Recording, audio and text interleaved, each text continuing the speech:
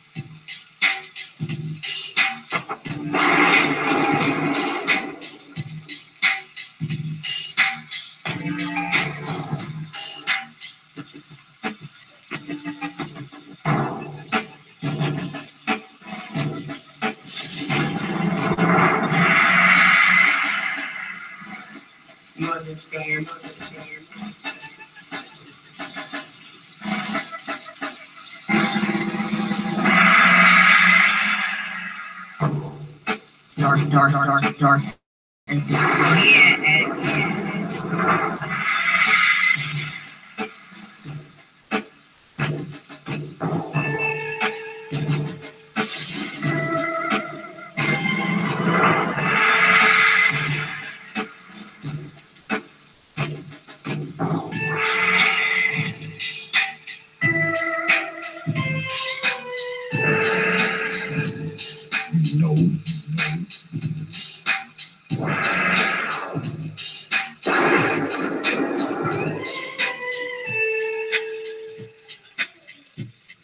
Peace, folks, and welcome back to another edition of the Prophet Thought Series, right here on the old TPOT YouTube page.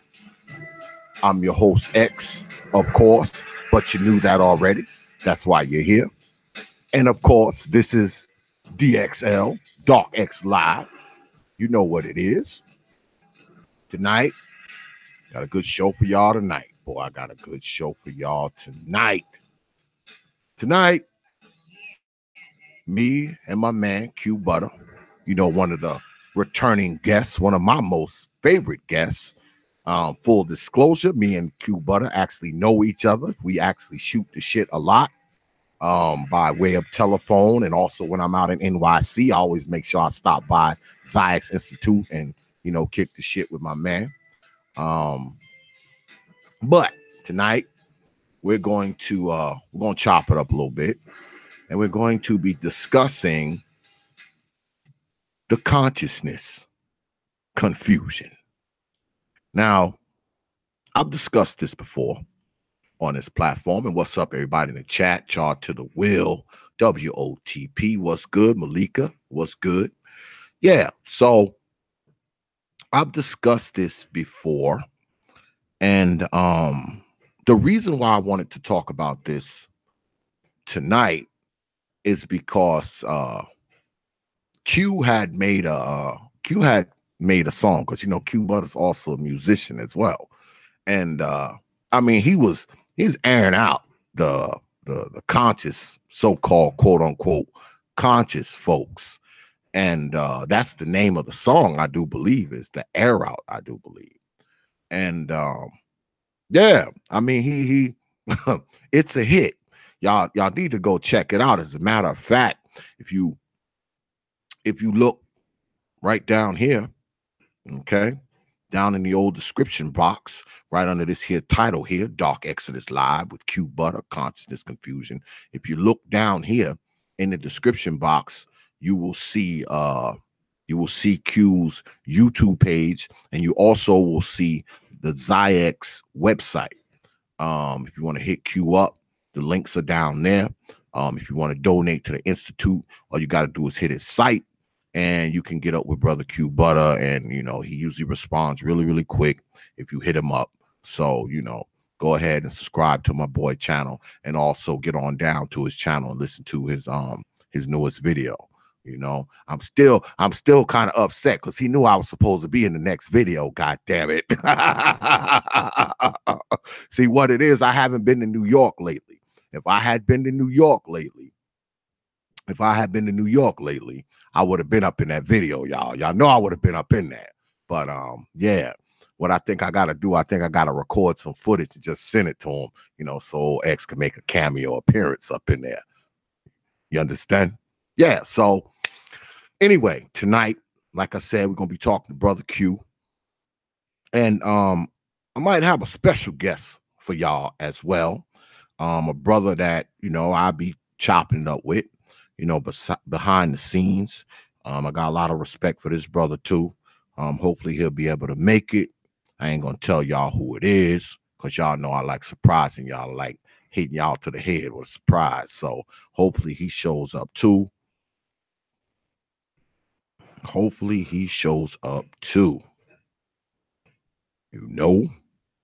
Yeah, so let's get right into it while I wait for Brother Q to come through and my surprise guest. Now, I have quite a few people that I know who, they claim the consciousness thing. Okay. Notice you have never heard me say that. You've never heard me say, I'm conscious. I'm a conscious brother and all that kind of stuff. Because I feel like if you're really conscious, you don't really have to say it. You don't have to mention it. It just is what it is. It shows in the way you walk, the way you talk, what you do. It shows. So I don't have to keep convincing people who listen to me speak that I'm conscious, or I'm this, or I'm that. But anyway, I have a few folks that I know who claim conscious, and some of them really are. They live what they talk. The stuff they try to teach, they actually live it. But then I also know a few people who claim the conscious thing, and they don't. They're not living what they're telling you to live. You have brothers who, and that's right here in the South where I am, you have brothers who tell you, to, eat natural and grow your own food, but they have no garden. They tell you don't work for the white man. They work for the white man. They tell you to take care of your children and be a good father, but they have 5 and 6, 7 baby mamas all over the place, and they're taking care of none of them. So y'all know where I'm going with this, right? I believe that if a person is quote unquote teaching you something, I'm a true believer that that person should be at least attempting to apply those things to their life, right? I cannot be telling you to do something, and then when you see me, I'm not doing it, right? That's like me telling a person who drives race cars for a living. I'm telling him how he can do better driving his race car, but I don't have a car. I don't have a license. I don't know how to drive. I'm not qualified to tell this person that. He drives, I don't. All right. It's like telling a person who already grows their own food, like I do. Okay. Like I do. That's like someone telling me how I can make my crops bigger, but they don't even grow their own food. They know nothing about plants or botany or nothing, but they're just telling you this information. And that's kind of what we have. That's kind of what we have with some of the so-called conscious people. Now, don't get me wrong. Don't get me wrong. There are some people who claim consciousness or whatever, and they're legitimate. They're legitimate. But we also have a lot of people who claim this and they're not legitimate. They're not. They're not helping anyone. They're not helping anyone. They're not doing anything for anyone. They're not putting any money in anyone's pocket. They're not giving anyone a job. They're not, if anything, a lot of them are only taking money out of people's pockets. All right? They're taking money out of people's pockets. They're not putting anything in people's pockets. And a lot of them, they're not even giving good information. A lot of them, all they do is self-grandize. All they want to do is explain to you how much more about other things they know as opposed to you. And believe it or not, and I know this will make some people upset, a lot of the shit that you hear from these people ain't worth shit. It's not worth anything. I mean, it's not going to make your life any better. You're not going to be any better off after you hear it. You're not going to be any better off, even if you tried to get to the level of quote unquote consciousness as them. Guess what? It's still not going to do you any good, because it's not doing them any good. You have people telling you how conscious they are and how unconscious you are whilst they live in mom's basement, while they make no money, while they have 9 and 10 baby mamas. You understand? These people, most of these people, well, I'm not going to say most, but I am going to say maybe 50%. Okay, let's split it down the middle. A lot of these people aren't in a position to tell you anything. They're not in a position to tell you anything. I mean, some are. Some of the brothers and sisters that you listen to are very, very bright, very, very intelligent. And you get around them, because I've met some of these people. And you get around them and you talk to them and you see how they live. You see how they are with their children. You see how they are the way they work. You see how they operate their whatever entrepreneurial enterprises that they have. You see how they operate these things. So these are not the people I'm talking about. I'm talking about the people who use this consciousness thing to not only pilfer money and shit from people, but also to confuse people and mislead people. Now, the brother I got coming on here tonight, my man, Q Butter. This brother, he doesn't run around and tout consciousness. He doesn't run around and say, I'm this, I'm that. He doesn't do any of that shit. But this man has an institute where he teaches children for free. He has studios that he gives people, I mean, penny on the dollar deals to come in there and rent space. He helps people with credit repair for free. He also He's part of a food growing network. I mean, the list goes on and on and on. I'll let him tell you about it. But he is actually doing something for black folks, many black folks, many.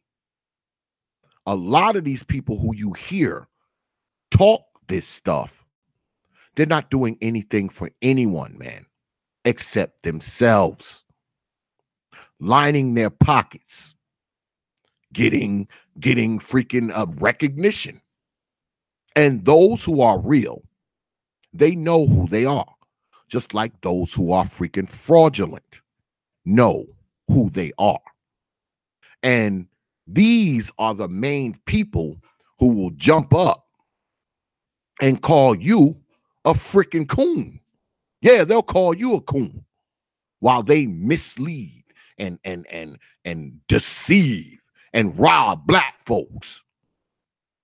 They'll call you a coon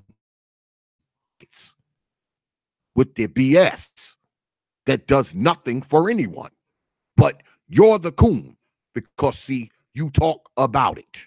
You talk about this kind of stuff.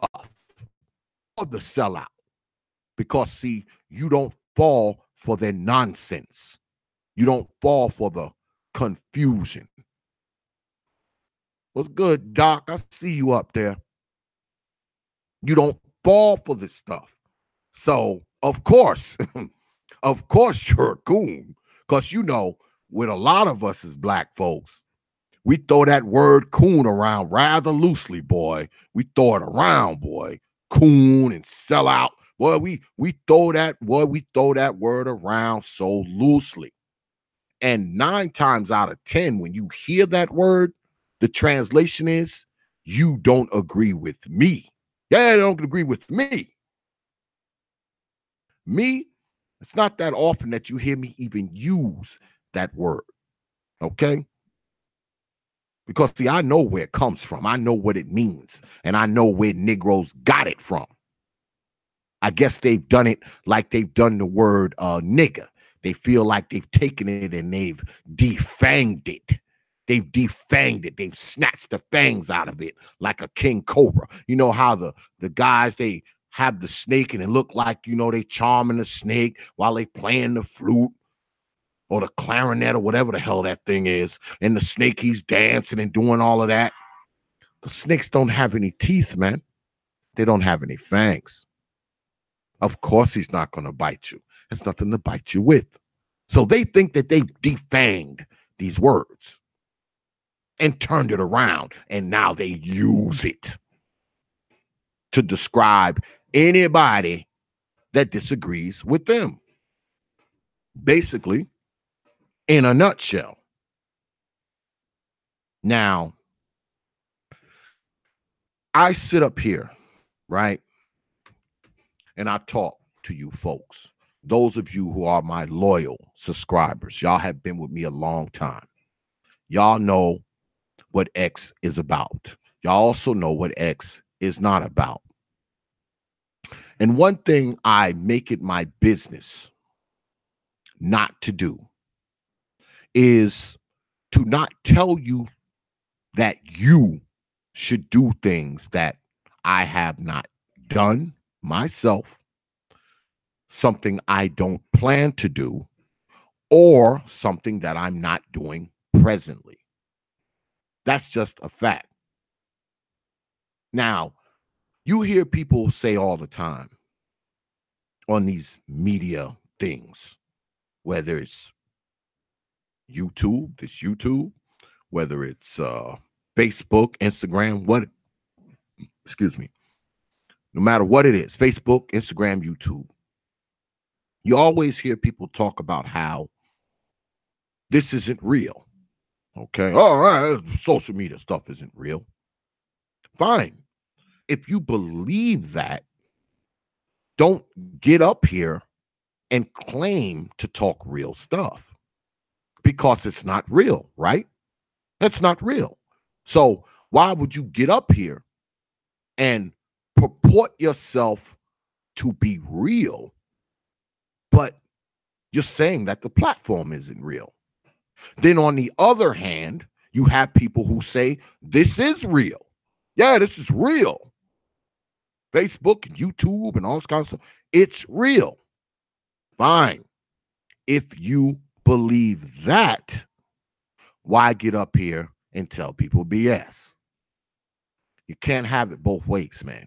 It can't be real when you want it to be real, but when you don't want it to be real, it's not.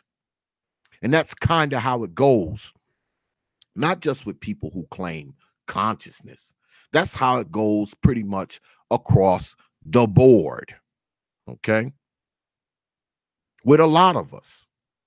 And I know, I know y'all listen to me talk, and I'm highly critical at times, probably somewhat judgmental at times. What's up, Brother Zero? I see you up there. Highly critical at times. Now, there's a reason for that.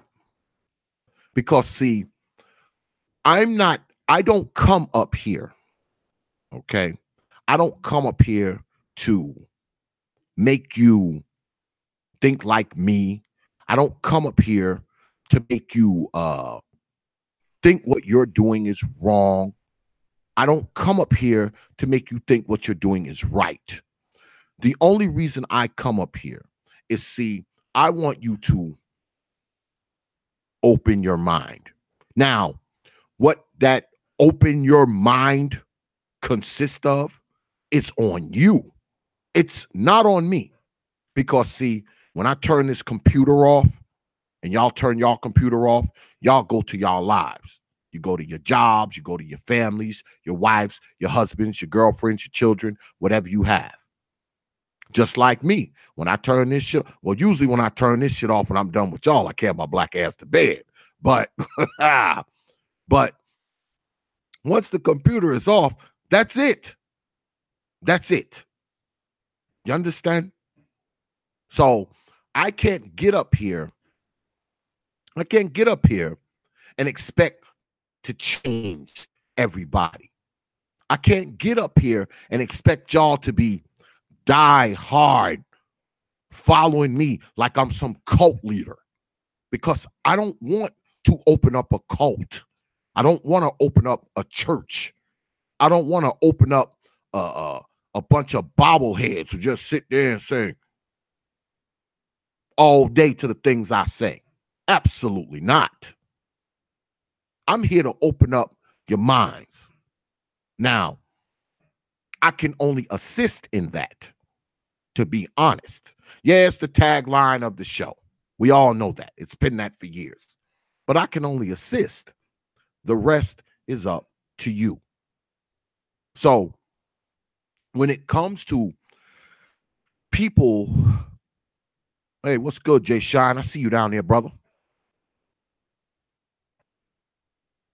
You down there? I think that's J-Shine. Yeah, that's me, baby. I'm here. What's good? What's good, man? What's good, brother? How you feeling?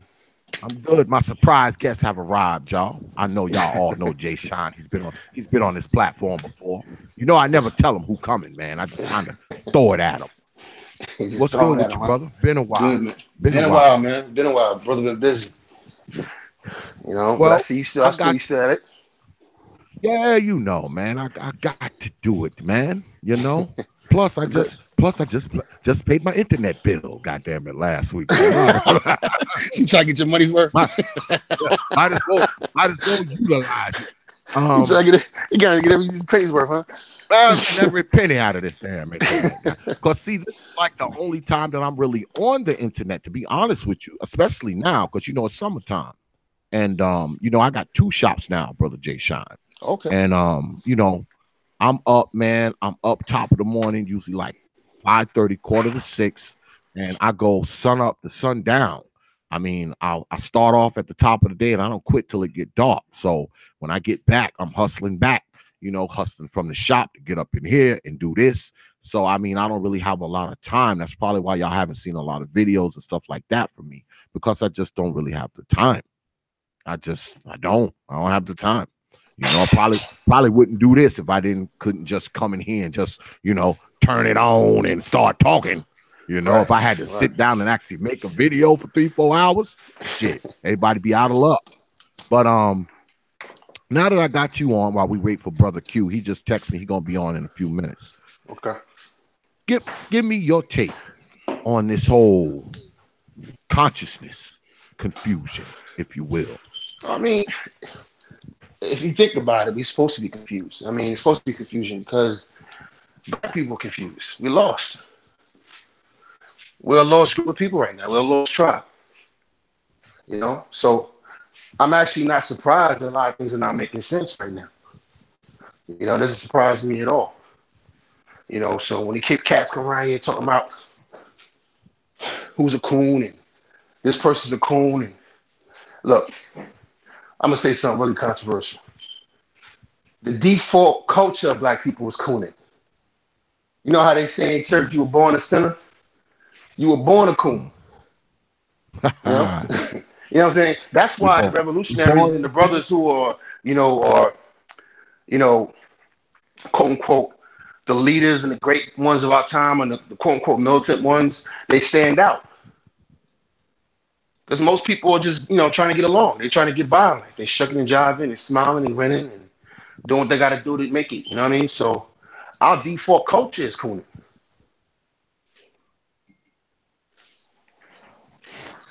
But don't you think that a lot of us, man, we throw that word around really, really loosely, man. And I think a lot of times, I think we overuse it. I do. I think we overuse it. Yeah, you're right. And you know what it is? It comes from a place where, like, you hear somebody call somebody coon, and then they turn right around and do something coonish. Exactly. So it's one of those things where it's actually dangerous because real hardcore coons, the ones who are dangerous, if we can't decipher who's really cooning and who's not, you know what I mean, then the real coons get away with a lot more damage. You feel me? Because now everybody's a coon. Like, you telling me, like, everybody that you see doing something that might be something you disagree with is now a Sheriff Clark. You know what I mean? You know what I'm saying? Or we're gonna have to come out with a scale of cooning. You a coon 5.0.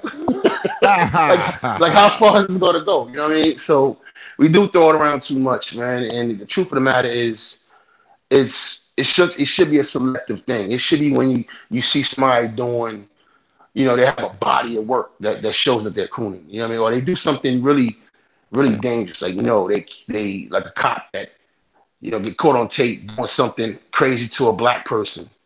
And you're like, come on, man. You know what I mean? Who you trying to impress? He's around a bunch of white cops and he's doing something really dangerous and harmful to the community. Then you can say, all right, that nigga's cooning. He's a coon. Certified. But just keep calling people coons based on a disagreement in the comment section, a disagreement in the chat room, or maybe just one video you disagree with. And it's becoming something we throw around way too much. Well, let me ask you this, brother J-Shine. Do you think that the quote unquote people who claim, consciousness, do you think that they kind of perpetuate this overuse of the word coon?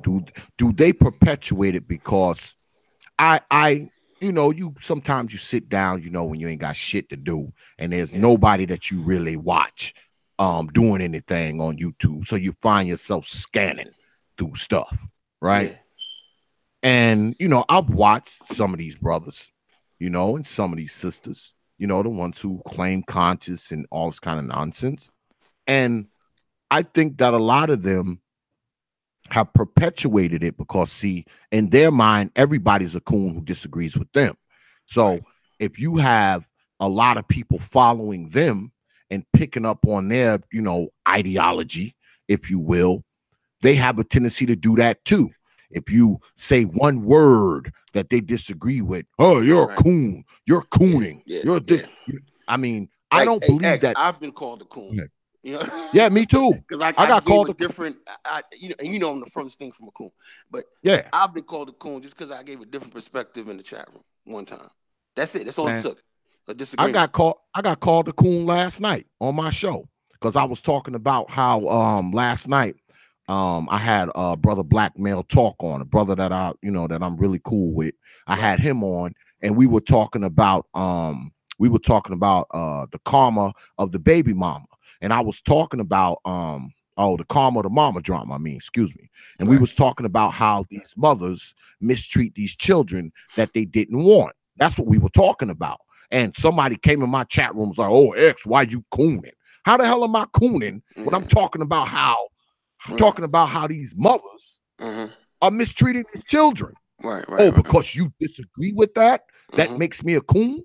I mean, because it's getting really if you give any criticism to black people in the community, specifically black women, but even some black males, you know what I mean? Like if you was on here and have a conversation with or talk about somebody in the conscious community, if you was talk about, say, let's just pick one. Let's say you was talking about Sonetta. You gave criticism to Sonetta.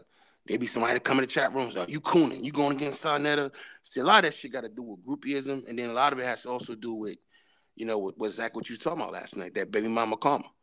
A lot of motherfuckers been raised by single mothers, and they don't think logically. Nope. You know what I'm saying? They don't have logical thinking. And I'm not saying that's the mother's fault. I'm saying it's from the lack of fathers. You know what I mean? And a lack of real manhood in the community. There's no logical thinking. Logical thinking is gone. It's all, what you talking about? Oh, you cooning. You bashing women.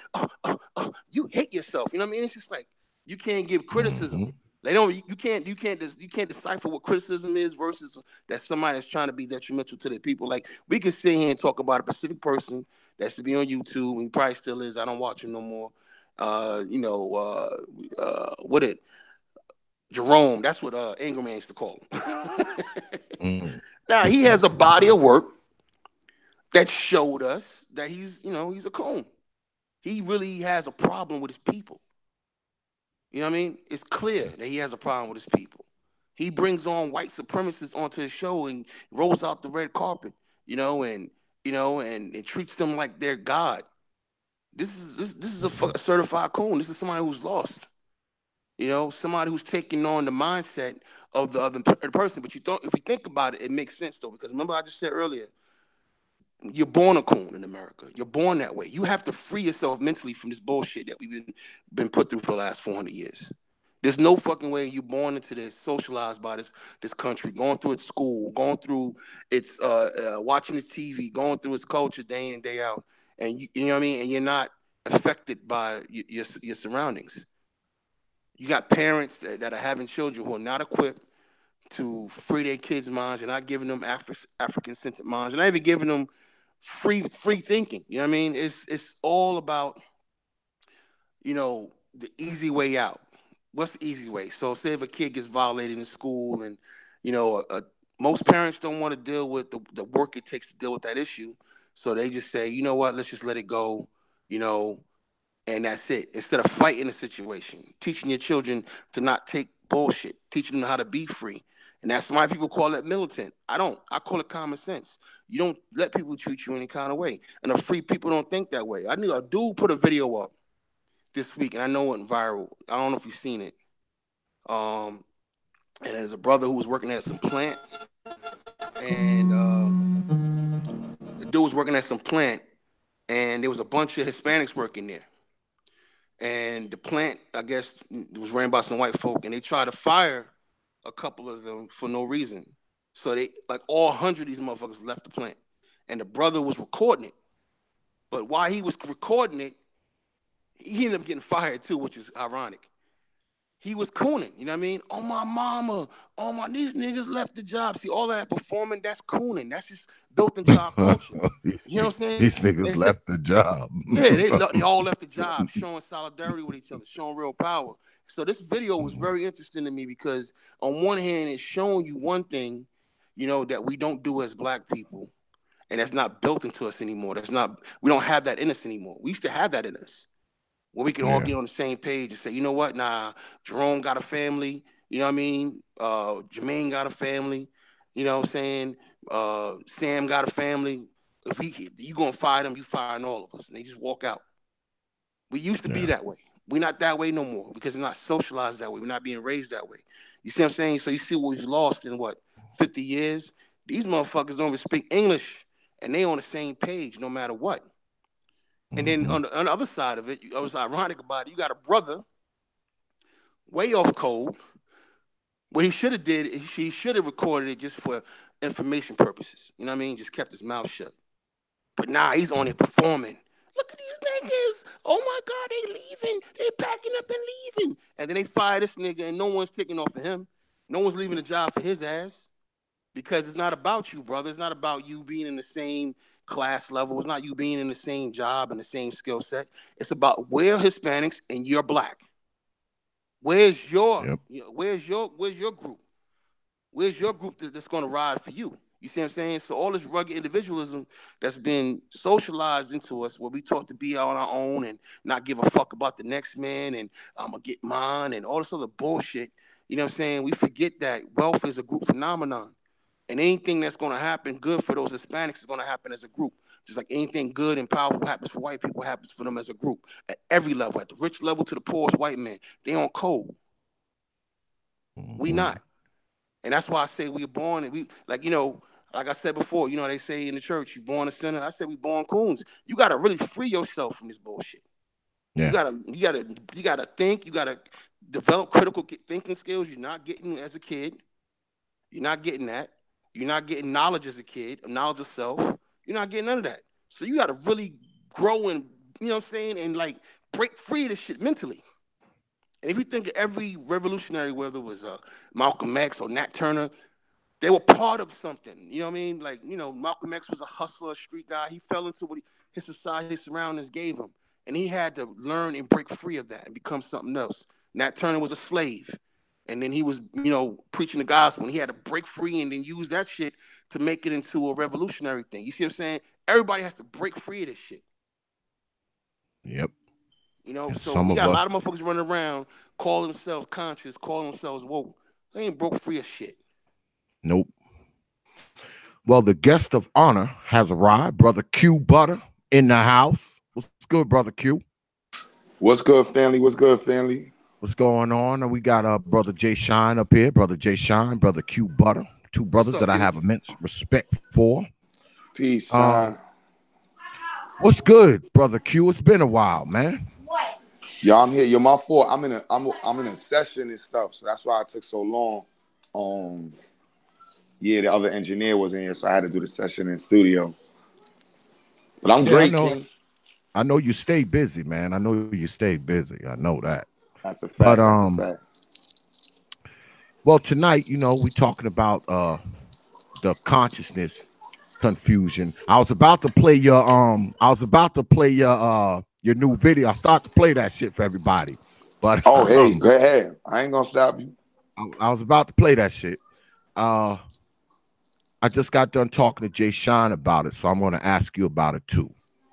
What's your take on the consciousness confusion? I mean, are some of these people, not all of them, but are some of these people just confusing black folks? Hell yeah. But I think some of them are confused themselves. Narcissism is like a drug, and when in the black community, I'm guilty of it. Most of us brothers are guilty of it, and we have to look like what the brother just said was phenomenal. You know what I mean? Like that was deep. Most of us were born coons, and I think this generation we actually have the ability, and some of us weren't. But you're right. Like most of us were born uninformed, even those that were born in certain houses. I mean, let's not forget. What happened with Malcolm X's grandson. What I mean? Even those that were born into certain families, it's not the simplest, job to even transfer that information and intellectual wealth to the next generation without the community support. And that's just the reality of it. From even when his grandmother house got set on fire. People forget about when they locked up. This I'm speaking about Malcolm X's grandson and the struggles that his daughter went through and different things and other people in the movement go through. Mm-hmm. And so don't forget about the King family too. The King family and tons of other families. So, it's definitely a struggle. And the confusion, I mean, that's the twin America,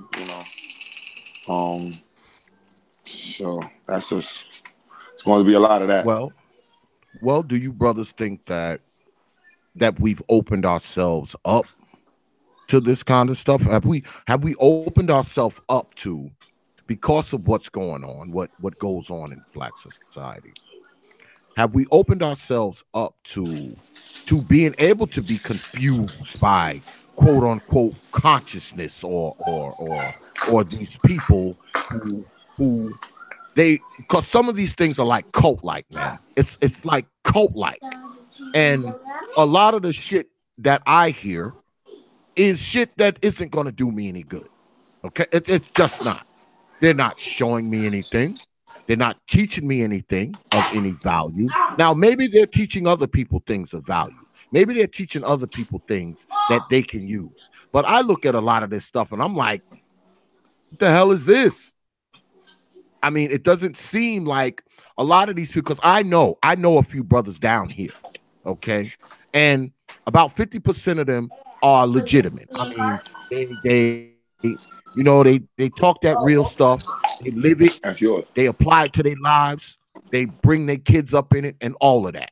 And then there's another half of them who talk it, but they don't live it.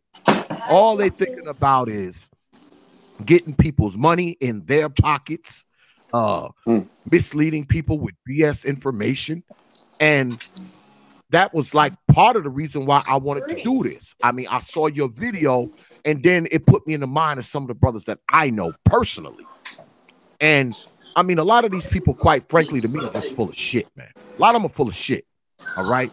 And a lot of them aren't doing anything, man, except confusing people with a bunch of bogus ass information that's not going to do these people any good, man. And at the same time, they selling them a bunch of nonsense. They selling them packets that's supposedly supposed to change their life, and selling them magic juices and elixirs that's supposed to make them magical and all this kind of nonsense. It's like sometimes I get pissed off because, see, in reality, the people who are pushing this crap on Black folks aren't really the stupid ones.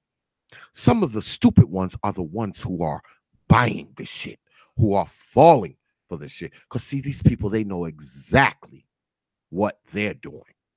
So let me put this across to y'all.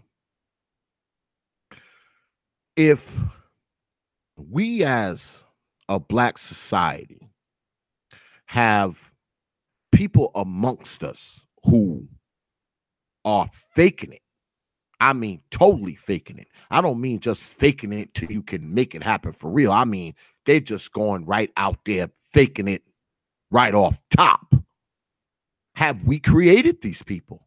Have we created these conscious con artists? Have we created these conscious charlatans because we've left this vacuum in society?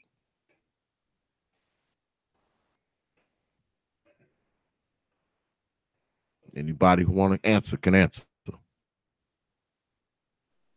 Oh, I'll jump straight in. Personally, I think it's over time, it's gonna level itself out, and we're just going through what we have to go through to even the playing fields. We've been on the older computer. We've been short-staffed mentally.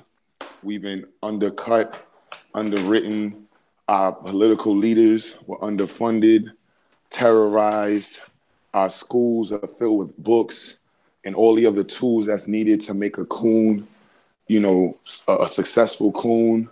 The music that's supported and promoted is all promoting, lifestyles that are detrimental to and almost suicidal to our health and life and further growth and a proportion of our community and our own well-being.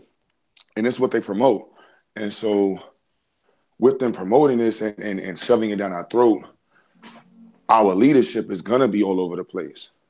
You know, when I was at the protest, it put me at I haven't been to a protest in years, and I don't really go to them for those reasons.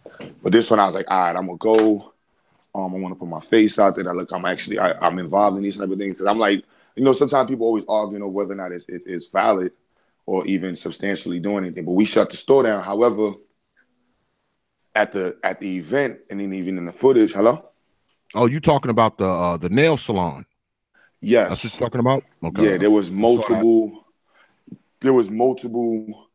You know, one councilwoman was there, so the community kept yelling out that the council people ain't upset. So she actually took the microphone from her sister. I snatched it out of her hand when she said the politicians aren't doing anything.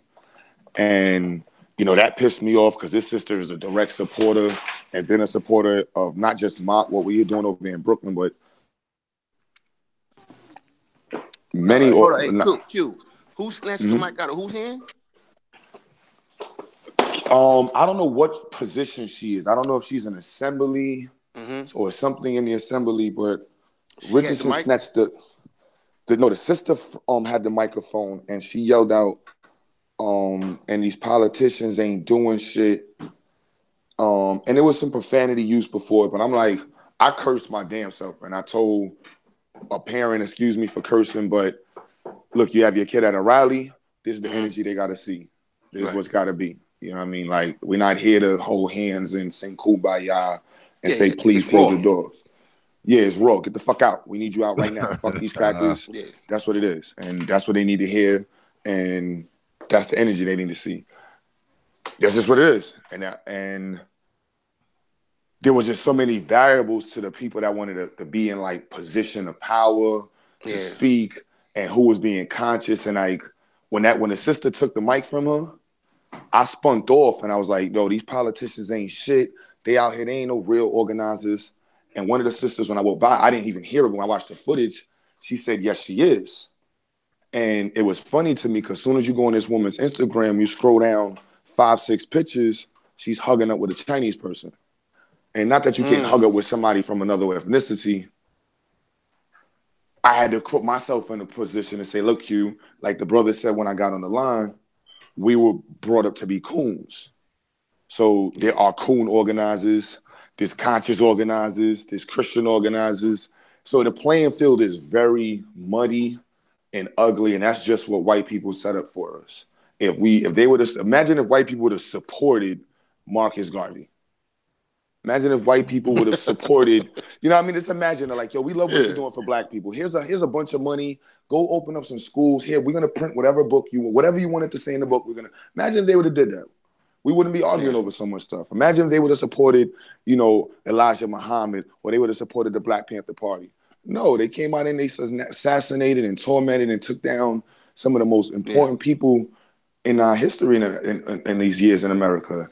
And then even the manipulation of what they did, it was even further tormenting to our progress. And so, as where we are now, I'm like, yo, let the work shine. Like, through the chaos, personally, I see the calm, and I'm like, yo, this chaos is what we're supposed to be at. We got a bunch of people arguing over religion, this and that, and the community we need keyboards, we need microphones, we need speakers, we need beds, we need mattresses, and people arguing over who's God and what book is this. Like, I really don't.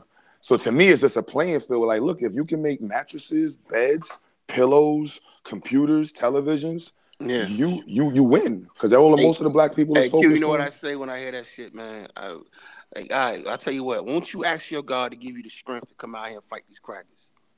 Mm-hmm. All right, stop telling me about this God, man. Where's the strength from this God? Fine, believe what you want to believe.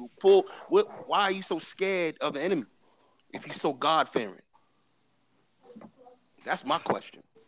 Yep. Yeah, that's my take on it. Like, I mean, you talk this stuff and you talk these higher powers and you talk this religion and all this kind of stuff, but this stuff doesn't strengthen you to make you want to press on and oppose those who try to oppress your people.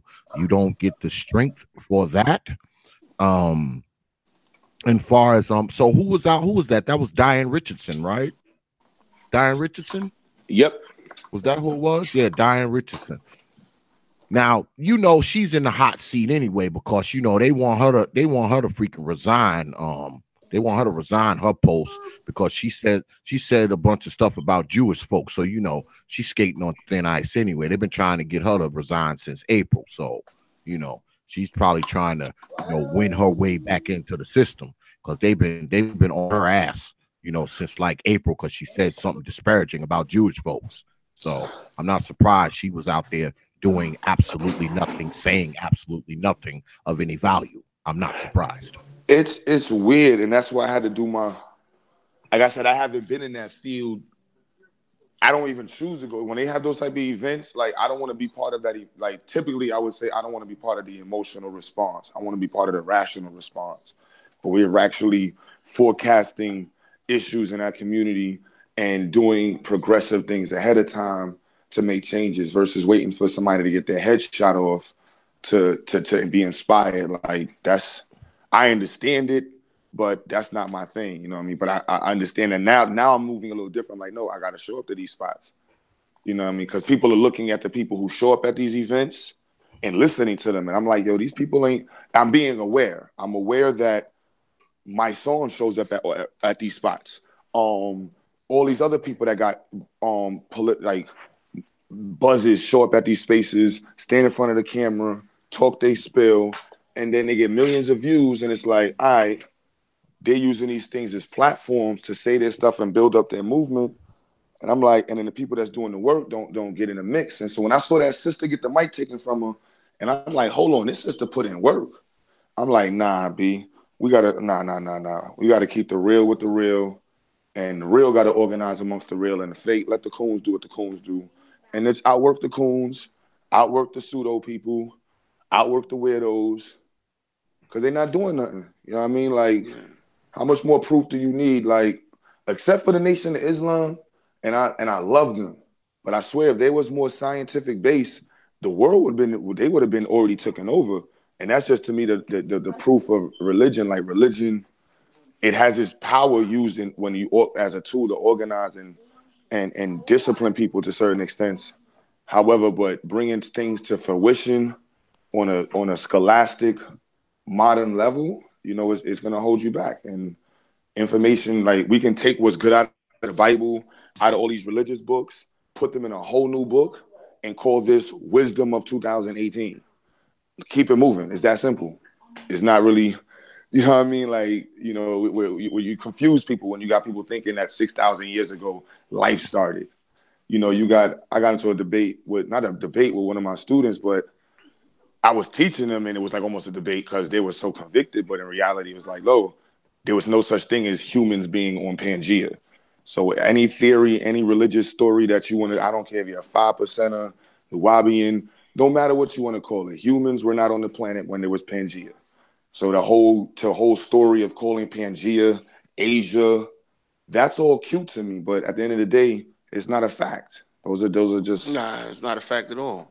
And so when you tell people it turns into and I have to tread lightly because I have the pro-black space. Like these girls called me a coon, not a coon, but they was like, yo, Q, you wanting the European shit. I said, no, boo-boo, Asia is a white man's name, just like Africa. So if you don't want to say Africa, but you call yourself Asiatic, yep, it's Africanus. Yeah. It's a general, yeah. So it's the same shit. So it's crazy, Q. That nigga didn't even conquer the whole continent. He just conquered the North Africa, Tunisia, and all that shit. Carthage didn't got to name the whole continent. Yep. Mm-hmm. But I forgot the name Asia is named after some cracker too. Yeah. So I'm look, man, we in a complete suppression of white supremacy. What we name the stars, the planets are named after their mythos. You know what I mean? Everything that's around us is after them. You know what I mean? So think about that. So 400 years of that, the world is indulged in that. That's why I say you're born coon. You got to really, grow yourself mentally to break yourself out of this, because what you're seeing right now from a lot of people, black people, is just reactionary. It's emotional reactionary behavior. They know something's wrong, but they don't know how to react because they don't have any any self-awareness. They don't have any self-knowledge. They don't have no historical, context to what's going on right now. What's going on with them? Like you said, we got this narcissism running around, and everybody thinks it's all about them. Look, you are a continuance of ancestors that have been on this continent for a long time, and then of ancestors that are from the motherland. You know what I mean? So we've been here for a long, long time. So if you're not working with context, historical context, you really don't understand what's happening to you right now. What's happening to your people right now? And when you think about it, think how insane we are right now, where everything on the planet fights for life but us. We're watching our kids get shot. We're watching kids get tased in the back by police officers. 7-year-old kids get tased. We're watching kids get shot in the back. We're watching little girls get beat up. And we're not cracking the fucking skulls of the people who are doing that. Now, name one animal Nope. on the planet will let you touch their children. Nope. We're not even working with And that level of intelligence. now I could go for, I could go for a lot of this stuff that the so-called conscious brothers and sisters talked about if I saw more action from them. I see a lot of debates. I see a lot of talking. I see a lot of people regurgitating shit that they heard from somebody else 20 years ago. I see a lot of that shit, but I don't see a lot of action. Yeah. My brother that I got on here now, Q Butter. This brother's about action. I mean, and I'm not just saying it because I know him. I've been to the Institute. I've talked to this brother. I've seen the videos he's made, and he's about action. And he's not, you don't hear him. I was telling the folks about this at the top of the hour. You don't see him running around telling you how conscious he is and how unconscious you are. I mean, that's what you kind of hear from a lot of these people. It's like the fact that they've maybe read 10 books, had 2 or 3 debates. Now they see you as inferior. You're inferior to them because you haven't read those books. You haven't been in those debates. So now that they have this thing where you are inferior to them, they think that that opens a space for you to be misled, for you to be under the guise of misrepresentation, and you're just supposed to fall in line with all this crap, or you're a coon. Yeah, you're a coon because see, your opinions differ. I know probably tomorrow or the next day or maybe even tonight, down in the comment section, we all coons. Yeah, we coons, all of us. Because see, we disagree with those narratives. Just what you brothers was just talking about 5 minutes ago, talking about Pangea. That has won us the coon title. Yeah, you got the title of coon now because see, people are gonna go into their diatribes about how, y'all don't know what the hell y'all talking about. We were here for 50,000 years and also kind of nonsense. So this is what we're facing. But here's the thing, X. Go ahead. If we've been here so long, then where's your pride? Yep. You see what I'm saying? Where's your pride? If you feel so strong about it, why are you so easy, to just stand back and do nothing when somebody violates you? You see what I'm saying? I like what I'm seeing in Brooklyn as far as the protests, but the flip side of that is this now. Go out there. You can't let a sister just get beat with sticks and shit. That's crazy. You know what I mean? You should shut that spot down. But here's the thing: sisters need to stop going in those businesses too. You know what I mean? We gotta stop that shit. That shit needs to stop. Now, if that makes me a coon, then fuck you. I tell you what, tell me to my fucking face I'm a coon. And see if you got any teeth tomorrow morning. That's what I say to that. All right? But besides all that, what's really cooning? You sitting here, patronizing people who hate you. We got to start getting back on some business shit, on some grown man shit, on some grown woman shit. And we can throw, black power out the window. Because some people just get turned off by that, right? So let's not make it about black power. Let's not make it about black empowerment. Let's not call it consciousness. Let's not call it anything. Let's just call it about handling business. Because I'm telling you right now, the greatest prophet I've heard in the last few years, and he's a prophet. I don't care what none of y'all say. Y'all really gonna call me a coon after I say this. But the greatest prophet that I heard speak on a recorded audio, his name was Donald Sterling, the prophet. That man said black people don't care about black people. I said, this man is preaching the gospel. And then you know what? I'm joking, but here's the thing. When that man said that, he did not know he was being recorded. All right. And what he was explaining and what he was showing you on that recording was the baseline of why we don't get respected as a people. You understand? Other groups don't respect us because how we treat and talk to each other, how we handle each other, how we don't take care of each other, how we don't even patronize each other. The fact that other groups can keep setting businesses up in our community, it speaks to that. So that's why he said that. That was his raw feelings about. This is an old billionaire who you would think then wouldn't care about a nigga, but all he was doing on that audio tape was talking about niggas.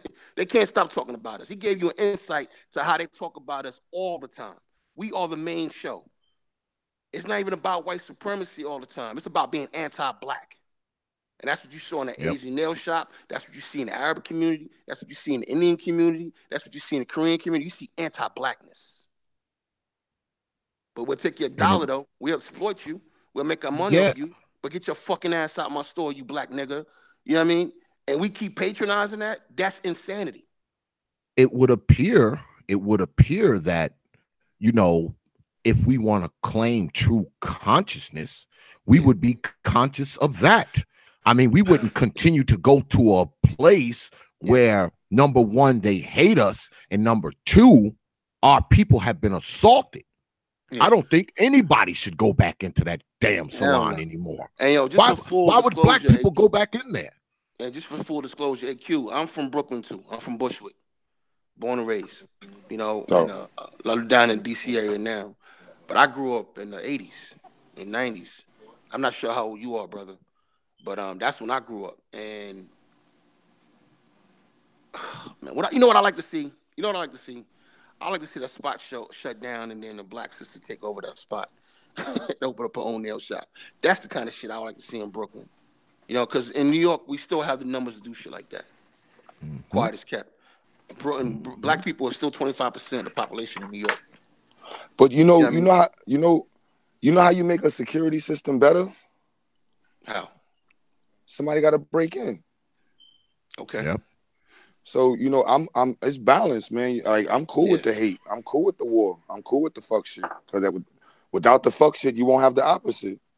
Without having an enemy like the white man, you know what not to say it like this, you know what the white man's gonna bring out of the black man? Just by being the type of diabolical enemy he is, just by fucking up the planet, we only have one option to be great.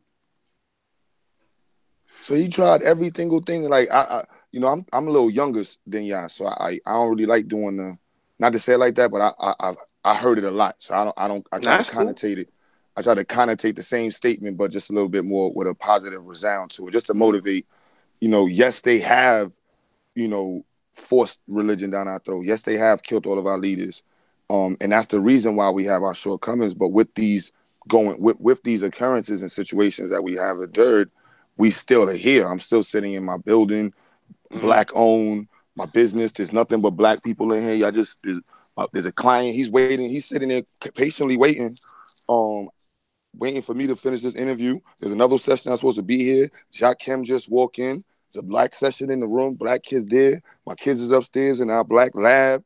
You know what I mean? Like, the block is black. Like, we moving. There's a bunch of black nail salons. And we pushing forward, and we having this conversation online. And these crackers did everything possible. They taught us to watch Bill Cosby. They never put one black ideological thought in a movie except for Malcolm X, and they fucked that story all the way up. And we're here talking about John Henry Clark, talking about Marcus Garvey, talking about all these different people and empowering ourselves and arming ourselves and teaching ourselves and building up. I was just on yo, bro, you was just there when I started the session. You saw me on the live stream. He don't know who I was talking to when I was on the phone. I was on the phone with Marcus Klein. I'm looking at Marcus Klein drive around Chicago in a Porsche truck.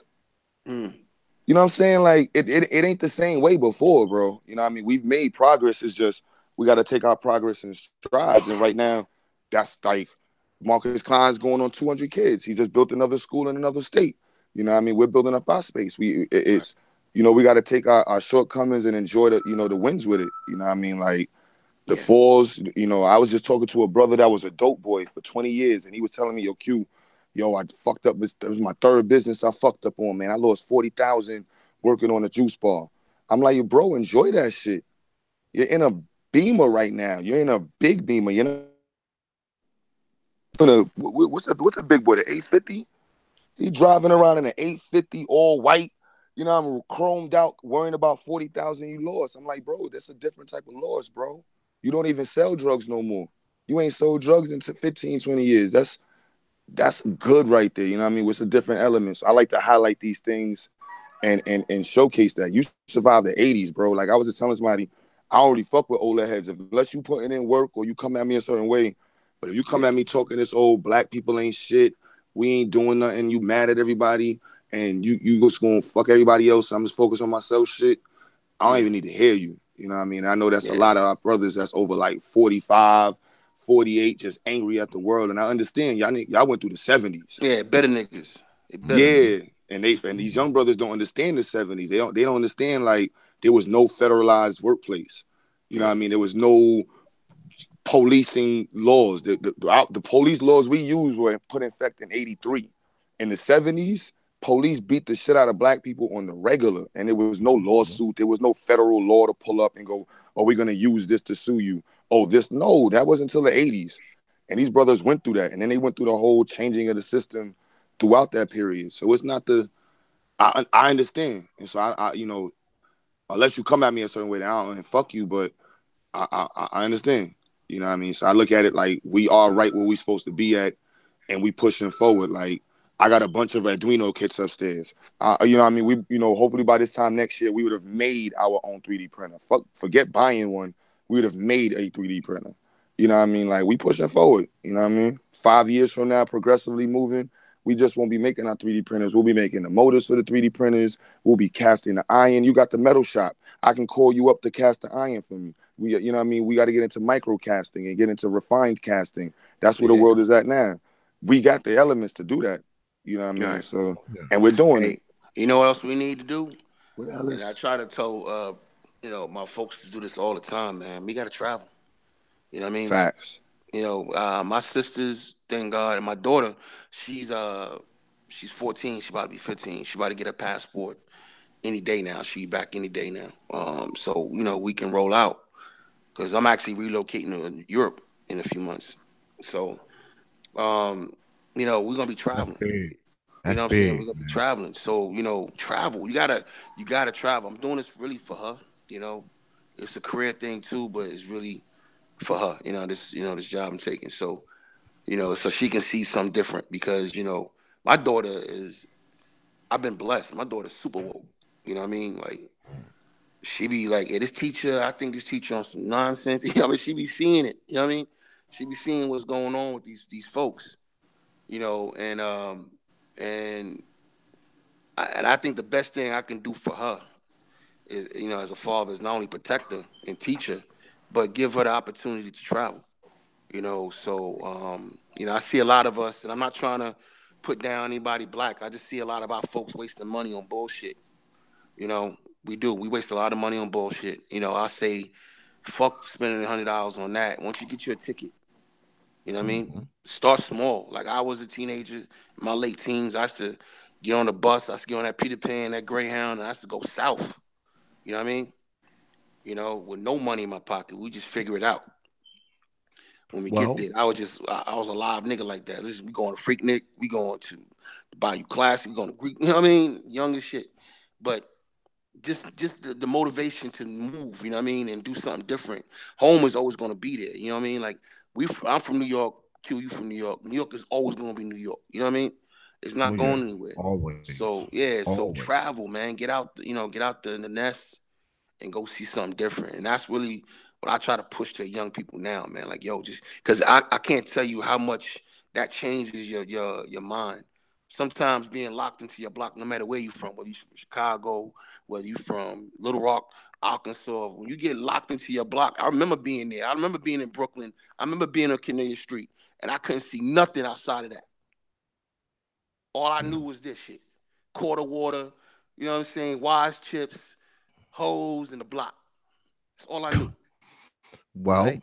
I ain't know nothing about the rest of the world. Wasn't thinking about the rest of the world. My mentality was crushed. I would see shit on TV, but that's just TV. That's not real, nigga. That's TV. well, You know what I let's mean? But talk this shit is about it. real out here.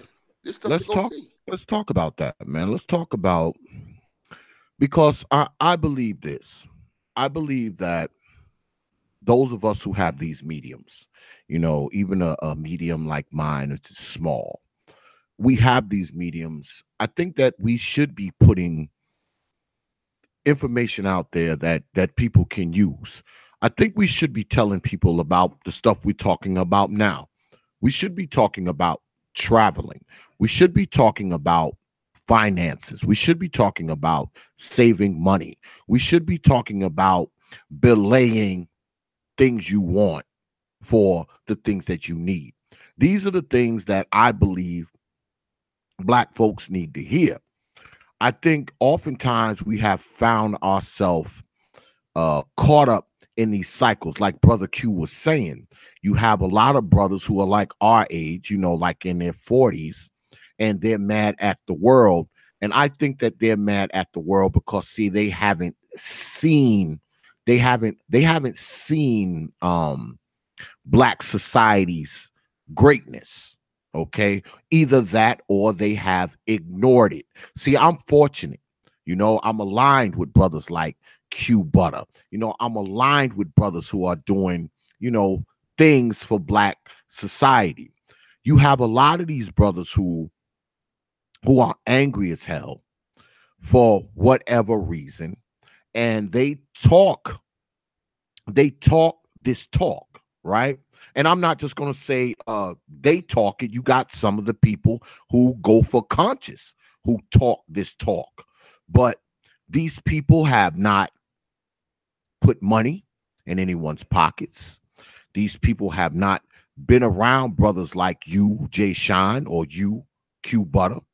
They have not seen the brothers who are starting schools and starting programs, and brothers who volunteer at the Boys and Girls Club, brothers who volunteer and ride around. There's a brother out here, man, who rides around.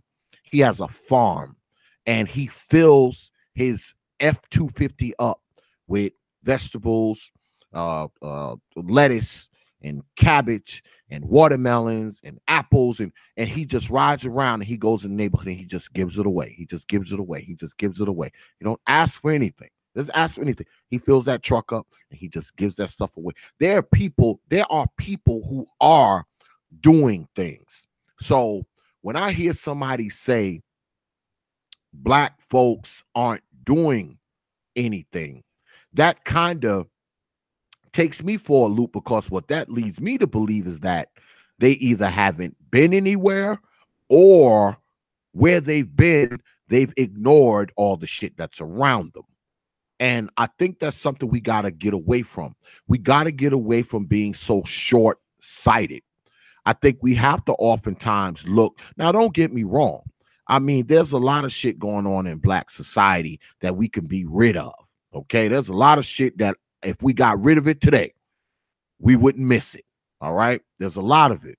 But on the other side of that, there's a lot of shit going on within Black society that's worth a mention, that's worth applause, that's worth credit, that's worth acknowledgement. And I think that oftentimes we as Black folks, man, we forget that, especially us who are on media, because we have a tendency to, we want to play to our audience. We want to talk about the shit that interests our audience instead of talking about the shit that matters. Because sometimes the shit that interests our audience is the shit that don't matter. A lot of times they're just interested in stuff that means nothing. Okay. Because when you talk about things, talk about concrete things, especially when you start talking about, well, This is what we can do as black folks. This is where we can go. This person can hook you up with A, B, and C. When we start talking that kind of stuff, that's when your views drop, your numbers drop. But when you get up here and you get on your minstrel show and you start talking all this inflammatory nonsense that doesn't mean anything, where you're going at people and you're talking crap about people and name calling and all this kind of nonsense, your numbers rise greatly. Why? Because we have become a people who shun enlightenment for entertainment. And I believe that a lot of us, we are so desensitized, man, to the things that go around us, that go on around us, is that it has taught us to just want to be entertained all the time. Exactly. We want to be entertained. Exactly. Exactly. And that's what I was saying earlier about, being born cool. Like, if you notice, a lot of us is walking through life performing. They doing that. There's a real good movie out. I'm trying to remember the name of it right now, where they're talking about the code switching. They're touching on that. You know how you have this. Usually, I forgot the name of the movie. Maybe you can help me out with the brother from Get Out and the brother from Atlanta. He's the star of it. And they're touching on the code switching, how it is to be black in America, and how you got a code switch. You got to talk one way when you're on the phone. You got to talk another way when you're talking to a white person. You got to be a certain way at this function. You got to be, and then you get home and you being as niggerish as you want to be. You know what I mean? To me, all of that is cooning. You know what I mean? Like, the fact that I got to change who I am and I can't be who I am and I can't talk how I want to talk and be how I want to talk. I'm going to tell you right now, I'm the way I am, period. I learned that from working with, actually, I learned it from powerful white men, working around them and seeing how they're just themselves. And they like authentic people around them.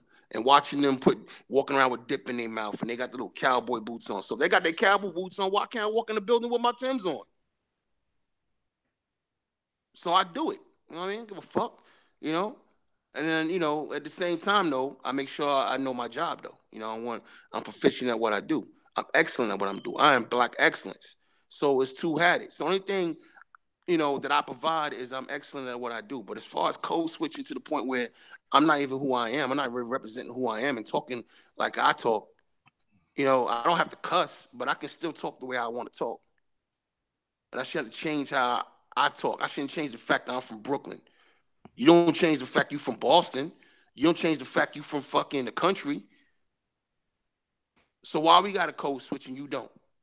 You see what I'm saying? So when you look at most black people, just look at them. If you just look at us as a people, that's our reality. Mm-hmm. That's our fucking reality. And that shit is draining, man. That's oppressive if you think about it. Day in, day out. Day in, day out. You performing. You're performing day in and day out. You got to be something you're not. You got to act like you're something you're not. That shit is fucking stressful, man. I refuse to be stressful. Now, everybody's not me. You know what I'm saying? And like I said, it took time for me to even get where I'm at, because I was to be a lot the same way a lot of black folks were.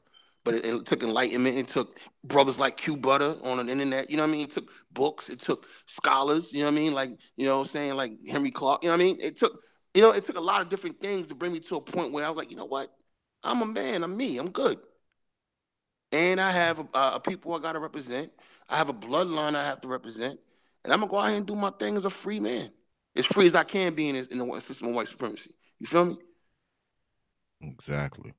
I think that often as black folks, we have to kind of, we find ourselves shape shifting. That's what caused me to start my own business, because to be honest with you, and people that follow me have heard me talk about this before, I got tired of working for white folks. I got tired of white people telling me what to do. I got tired of having to answer to white people. So I threw everything on the line. I mean, I started my business with nothing. Everybody knows that. I started it with nothing. Okay, nothing. And I took the chance, not just for me, I took the chance for my offspring. I mean, I have grandchildren. I mean, because I represent all of them. Okay, I'm a patriarch. Okay, I am a patriarch because, see, my father's dead, and so is my grandfather. So I am the patriarch now. So everything I do to try to not just teach my children and my grandchildren about being a self-sufficient, self-respecting Black person. I also do it because, see, I want to leave them something behind long after I'm gone. Long after I'm gone, I want my grandchildren to be able to say, my grandfather left me this. My grandfather left me that. Okay. And hopefully, what I do and how I do things now will not only help enrich us, it'll also give us a sense of pride and honor. Okay. I'm doing what my father didn't do, because my father had a business too. And my father, he sold his. I'm not going to sell mine. I'm going to leave it to my family when I'm dead and gone. I'm going to leave it to them. I'm not going to sell it. Yeah. I'm going to Or, leave you it to know, them. or can I just break in real quick? Sometimes we make a mistake by selling it to our family. What you know you could do is sell it to another Black person that's deserving. Like, for instance, you know, I noticed when I was coming in Brooklyn, Asians will sell their businesses, but they'll sell to other Asians. Mm, You see what I'm saying? And part of us not having a community, you know, and this is probably something that hurts you. It's probably going to hurt me at some point. It's hard to pick out the next person coming up. Sometimes it's kind of like them stories you see in the movies where the king is about to die, but he doesn't want to pass on his kingdom or give the crown to his son because his son is unfit. But this other young man that's been around the royal family is. mm, You see what I'm saying? You know, there's sometimes you come along a young man or a young woman and they're more fit. They can handle it. They well, got it. They're gonna do. They're well, gonna do a brother, better job. brother You know J what I mean? Shine, don't try to make me change my living will, man. It's already written. No, no, no, no. I'm just throwing it out It's there. You do what already you got to written. do, brother. You know what I mean? But I'm just saying in general. You know what I mean? Like, you I might know, have to go back and you're gonna make me go back and review it now. Like, let me see. nah, because Maybe I actually should watching. I was watching a reconsider. video earlier, man. Of you know, Killer Mike. He was doing an interview with Tariq Nasheed, and Tariq Nasheed was talking to an older Black. He was telling a story of Tariq Nasheed that Killer Mike was having a story with an older Black man from Atlanta that had businesses. There was a whole quarter that used to be nothing but Black businesses back in the day, and he kept it real. He said it wasn't just that we were gentrified and you know people came in and buy the businesses up. He said the truth of the matter is the children of those business owners, they you know they didn't want to work like their parents, so they sold the businesses. Mm, And we seen this in Harlem. We just seen this with Maya Angelou's family. Those two properties in Harlem. This is a famous woman. Her family just sold the shit. You know what I'm saying? You know, so yeah. you know, sometimes I'm just throwing it out there. Your kids might be perfectly suitable to pass the business on to, but in some cases, it's not always the case. But this is where we fall to a deficiency. You know what I mean? As a community, our Black community is so fractured that we don't even have that backup plan. You know what I mean? Like all we have is our kids to pass it on to. But if we had a stronger community, we might say, you know what, my neighbor's son is the best person to bring into his family. Maybe I give him that kid right there half the business. I know he's gonna keep it going strong. Yeah. You know, he's always Yeah. been around. I taught him. He's, you know what I'm saying? That's what we're losing with community. Like, Cuba, I want to ask you a question, brother, if you're there. You know, Yeah, I'm here. because you got your kids with you and you got a building where everybody owns everything. So it seems like you guys have a cocoon of community right there. How does that shit working? It's working. You know, what I mean, that's been my ideology for a minute to make it work. And there's a couple principles, I guess, that's entwined into Ziax, you know, and my whole self. You know what I mean? So I think a lot of the things that you were saying, you got to remove the white man out of not your head, but the Black man got to remove the white man out of his head and pick what he wants out of society and not what society put in there. You know, take what you want. Like Chinese people, you know, they're Chinese. They take what they want from white people and apply it to their culture. And Indians do the same thing. You know, Right. we're not ourselves, and so to me, it's like, yo, we got to stop living like these white people. We're not them, so we can make our own code, own way of working. And so at Ziax, that's how we've done it. And then to the next part, with the children living like white people, you send your kids to a school, then you come home after work, you hang out with your kids for maybe a couple minutes, then you send them to sleep, y'all eat, bad food, y'all watch terrible TV, and you don't really show them what you do. Now that's not all white people, but that's the culture that we've been given in America. And with that type of culture, we're not passing down the next thing. So, when I grew up in a neighborhood that was, predominantly black, but had a lot of different ethnic groups in it. And I saw like, all the foreigners had businesses. All the foreigners had businesses, whether it's because they didn't have, they wasn't able to work, or because they couldn't, but they were all business owners. Like every single one of them, if they didn't have a business, they drove cab. Straight like that. It was one or the other. You had to do one or the other. Either you were a mechanic, you had a business, you worked as a professional. Right. And like I was building with Doggy Diamonds yesterday, and when he asked me a question about, successful, and I said, successful depends on who you ask. And for me, that's something I chose to take a perception of. Gentlemen, a successful person is a person who has a business that's they can live off of, a person that's a professional, a person that's actually not just professional, meaning that they actually mastered their craft and they're living off their craft, and they have other people that they can show that are living off the craft.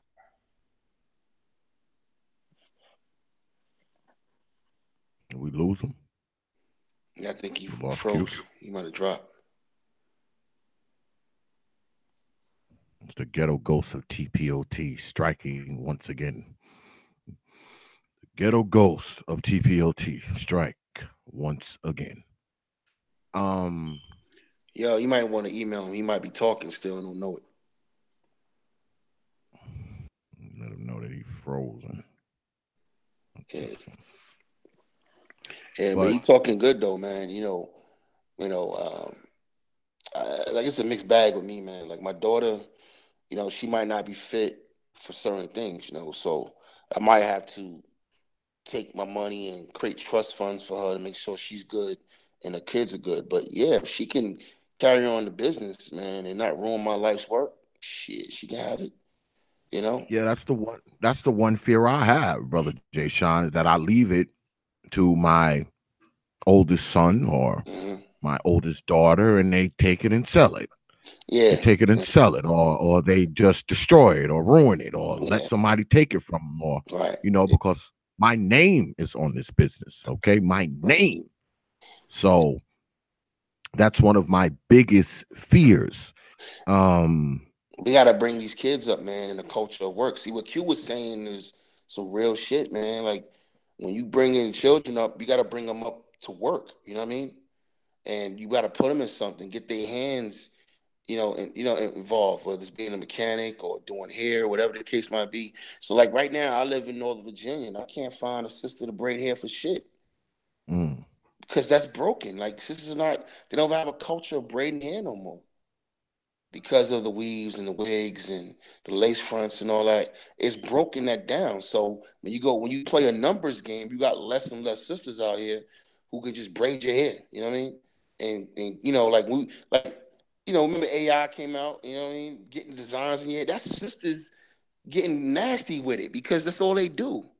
You know what I'm saying? They braid hair all the time. I had no problem when I had hair when I was coming up, and I had the twist in my hair, had a little DOS effects thing going on, and I can always twist my hair, take it out, get it corn rolled, take it out while I'm watching Beavis and Butthead, twist it up, take it back out, get another sister. I sit between her lap, she braid my hair. It was a culture of it. Now I got a girl, and I gotta find Africans to braid her hair. It's like I go to salon shops and they tell me, well, we don't have a braider. I'm like, what you mean you don't have a braider? I didn't even know there was like a term for that. I thought all black women braid hair. You know what I mean? What do you mean you don't have a braider? You got a specific person that does braiding? Yeah, that's a position. That's a position. I'm like, what the fuck you mean you don't have a braider? And this is like 4 different black salons, man. I went to. Everybody in here can't braid. What the Yeah. hell?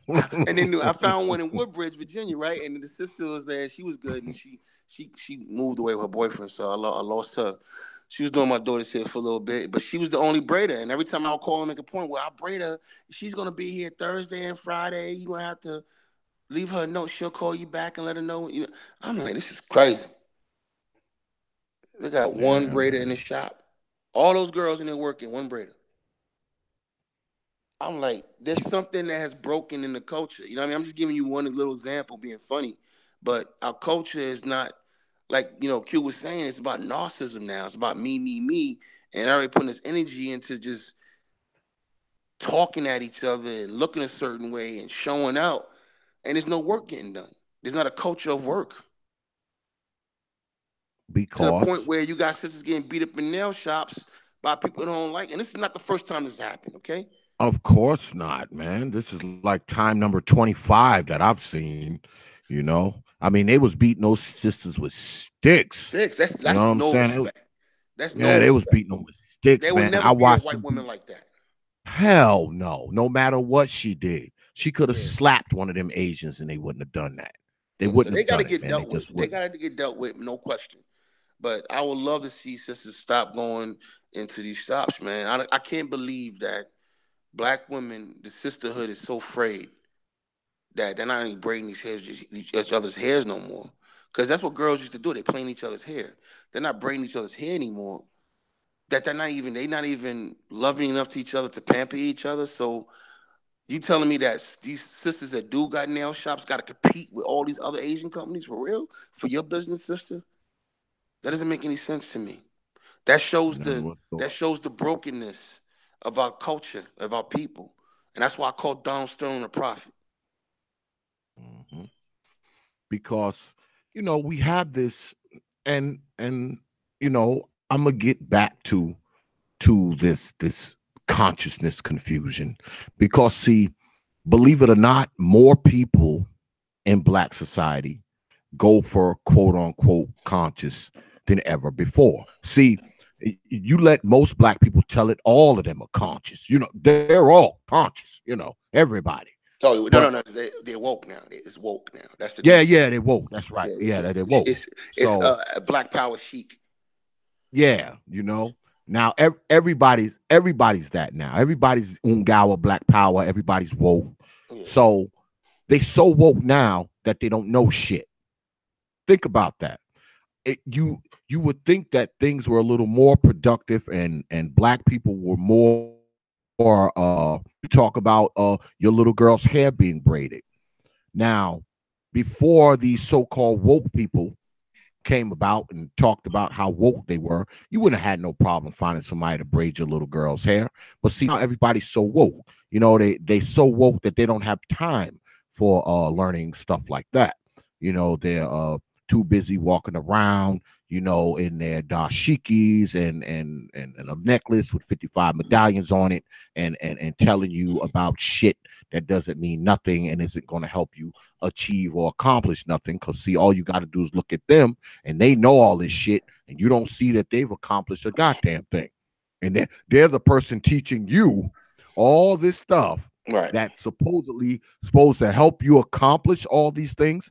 But you look at these people's lives, Right.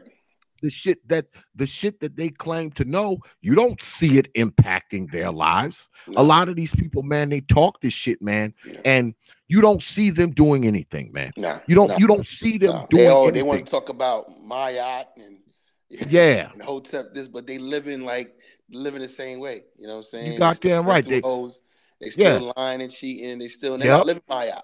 Nope. They got 15 baby. They got 15 baby mamas. Yeah. They got 15 baby mamas. They still pushing crack in the hood. They still living in mom's attic. I mean, why the hell should I listen to you? Just think about it. Let's just do a comparison, okay? Like you, I know you a professional brother. You make good money, right?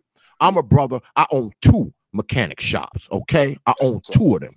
Why should I listen to some dude who lives in his mama's basement, okay, with no car, Nothing saved. Why should I listen to him tell me about the pyramids in Egypt when he lives in mom's basement? All right. He has no money, right? He has no money. He don't have shit saved. All right. But I need to listen to him about Egyptian history. Really? Really? Okay. I tell you what, you come talk to me when you move out of mama's attic. All right. You come talk to me when you have some money in the bank. You come talk to me when you have applied some of this conscious knowledge that you have. Once you have applied some of it to your own life, now you can come to me and say, X, man, guess what? I'm conscious. Let me hit you in the head with some of the shit I know. I might be more inclined to listen. I can't listen to you if you're broke and you're still living in mom's basement. Right. Because see, the shit you try to teach me, you're not applying it. And oftentimes, because I have talked about this before multiple times with people. And people always say, well, you know, that shouldn't matter. You know, that the information may still be good. Yes, the information may be good. But God damn it, if you're not applying it to your own life, why should I take you seriously? Let me tell you something. I'm a power mechanic, right? I've been doing power mechanics for 30 years. All right. I'm probably the best mechanic in this city. Okay. Best mechanic in this city, hands down. All right. If I'm not, I'll do till he gets here. Right now, I can tell you anything about an engine. I can sit down and talk to you about variances, measurements, millimeters, microns, whatever you want to talk about, whatever kind of engine it is. I can break it down for you. You can listen to, yes, you can listen to me. Now, why would you go to someone who has never worked on an engine, who has never seen so much as underneath the hood of a car, a tractor, nothing, a dirt bike, motorcycle? Why would you allow that person to talk to you about engines? Because that's what we have. We have a bunch of people who aren't experts in shit except talking. Yeah, they're experts at talking. You know what it is, man? Because of the breakdown of our families and our communities, it's created this hyper low self-esteem. I don't even know the name for it, but it's like people they gravitate to their own level. You see what I'm saying? Like they know this person ain't shit, so they feel comfortable with that because inside they know they ain't really much. You know what I mean? Instead of trying to get closer to people who are doing more to them, or people who are, because you know what it is, like when you get close to people like you, myself, if you just in our lives, we're gonna require you to be a certain way, and they don't want to do it. They don't want to do the work it takes to be a certain way. They don't want to give up certain bullshit to be a certain way. You understand? And they know that. They know that. So you can sit over here. It's kind of like a ratchet chick who wants to just deal with drug dealers and street dudes and niggas who ain't shit because, well, I wouldn't say street dudes. I would be street dudes. Some street dudes are good dudes. But she want to deal with niggas that ain't shit because that means she doesn't have to elevate herself. She doesn't have to go out here and, you know what I mean? She doesn't have to really raise her womanhood. Same thing with dudes. Is why they mess with hoes and all that, because they don't have to, raise their manhood. You know what I'm saying? So people are gravitating to the lowest bullshit because it's easier to be down there. You don't have to do no real work. You know what I mean? So that's why they listen to a lot of motherfuckers. Like you can't tell me a lot of these people that's on YouTube and on that is you don't know they bullshit. You can't tell me you don't know they bullshit. Yep. You can't tell me that you don't know. But for some reason, you're still comfortable sitting right over there listening to them and being a fan of theirs, no matter what. You know what I mean? And that just shows me who you are because I can't do that. I can't sit and listen to somebody who's full of shit. I can't sit there and listen to somebody who don't know shit, who ain't done shit, who ain't got shit. I can't do it. Study preaching to you about life. Why would I let some fucking person, okay, who hasn't accomplished nowhere near what I've accomplished, tell me about life? Why would I listen to you tell me about life, man? Are you serious? Got motherfuckers out here talking about getting women. They ain't got no women. Motherfuckers out here talking about business, living the goddamn efficiency. You know what I living mean? in mom's Come on. basement. Exactly. You know what I mean? Doing crazy shit. You know what I mean? Call themselves PUAs, got themselves ugly Yeah, chick at the house. You know what I mean? It's just craziness going I on. mean, it's just nuts, man. Yeah, It's it's nuts, and it's so much.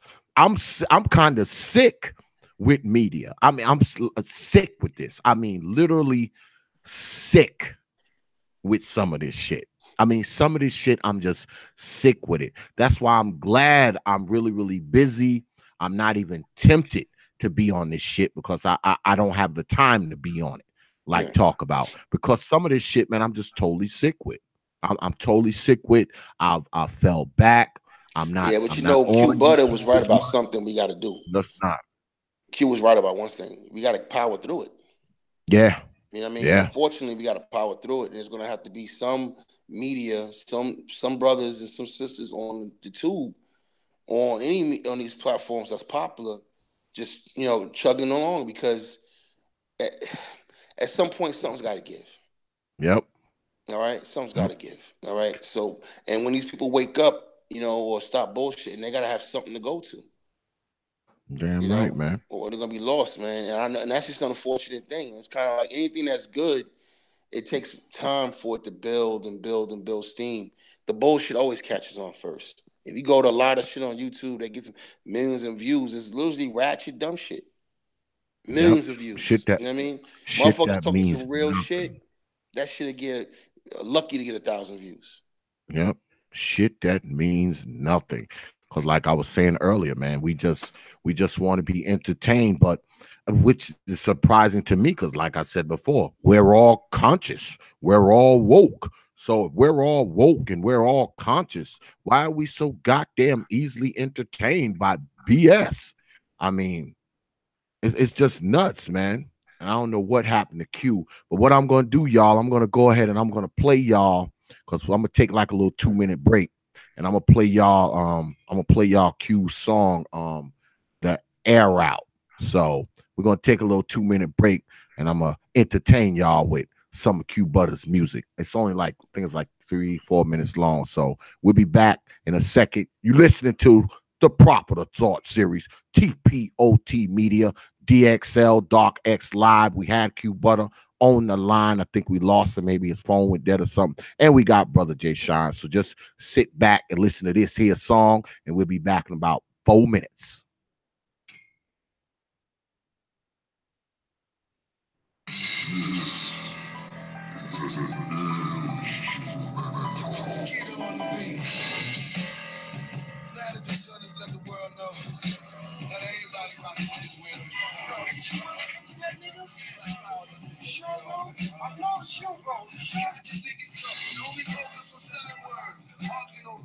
Burning sage until it hurt. I focus on the youth. Building homes or putting work. I'm talking to you straight. Listen here, don't miss the church. Don't mix me with these YouTube typicals. So-called innocent. Do nothing but sit and spoon. The most lame and minuscule. Ideas in the interviews. Most childish and cynical. Cartoon niggas sitting looking like a Pikachu. Go on now, pick and choose. Hebrew, Nuavi, and Moorish source of missing true. Avengers. Nah, here, listen to. I'm talking physics while you stuck on speaking spiritual. I build these schools from Brownsville to Bankhead. Engineering projects with no need for no bank rent. Growing food, so we got no hungry, we stay fed. All hospitals, no dying in Apex. Listen hard, this is different shit, different shit. That's the race cars in the picnic pitch. That's the lane bars in the ignorant shit. Ignorant shit, black power, focus on the business, bitch. I'm back anytime of day. I'm messing with these dudes that let your mind astray. I'm black in every type of way. Not give a fuck what they gotta say. I'm black anytime of day. I'm messing with these dudes that let your mind astray. I'm back in every type of way. Not give a fuck what they gotta say. I ain't Moorish, I ain't Asiatic. Please don't distort shit. I don't co-sign none of these lame ones. Funny ass heads, always talking about claim something. Arguing over black this, black that. Black plans, black facts. When all I see is black blood. Black crips with black cash. Black scar from black trash. Black charge with back tag. Black bar, no cashback. Black card, who has that?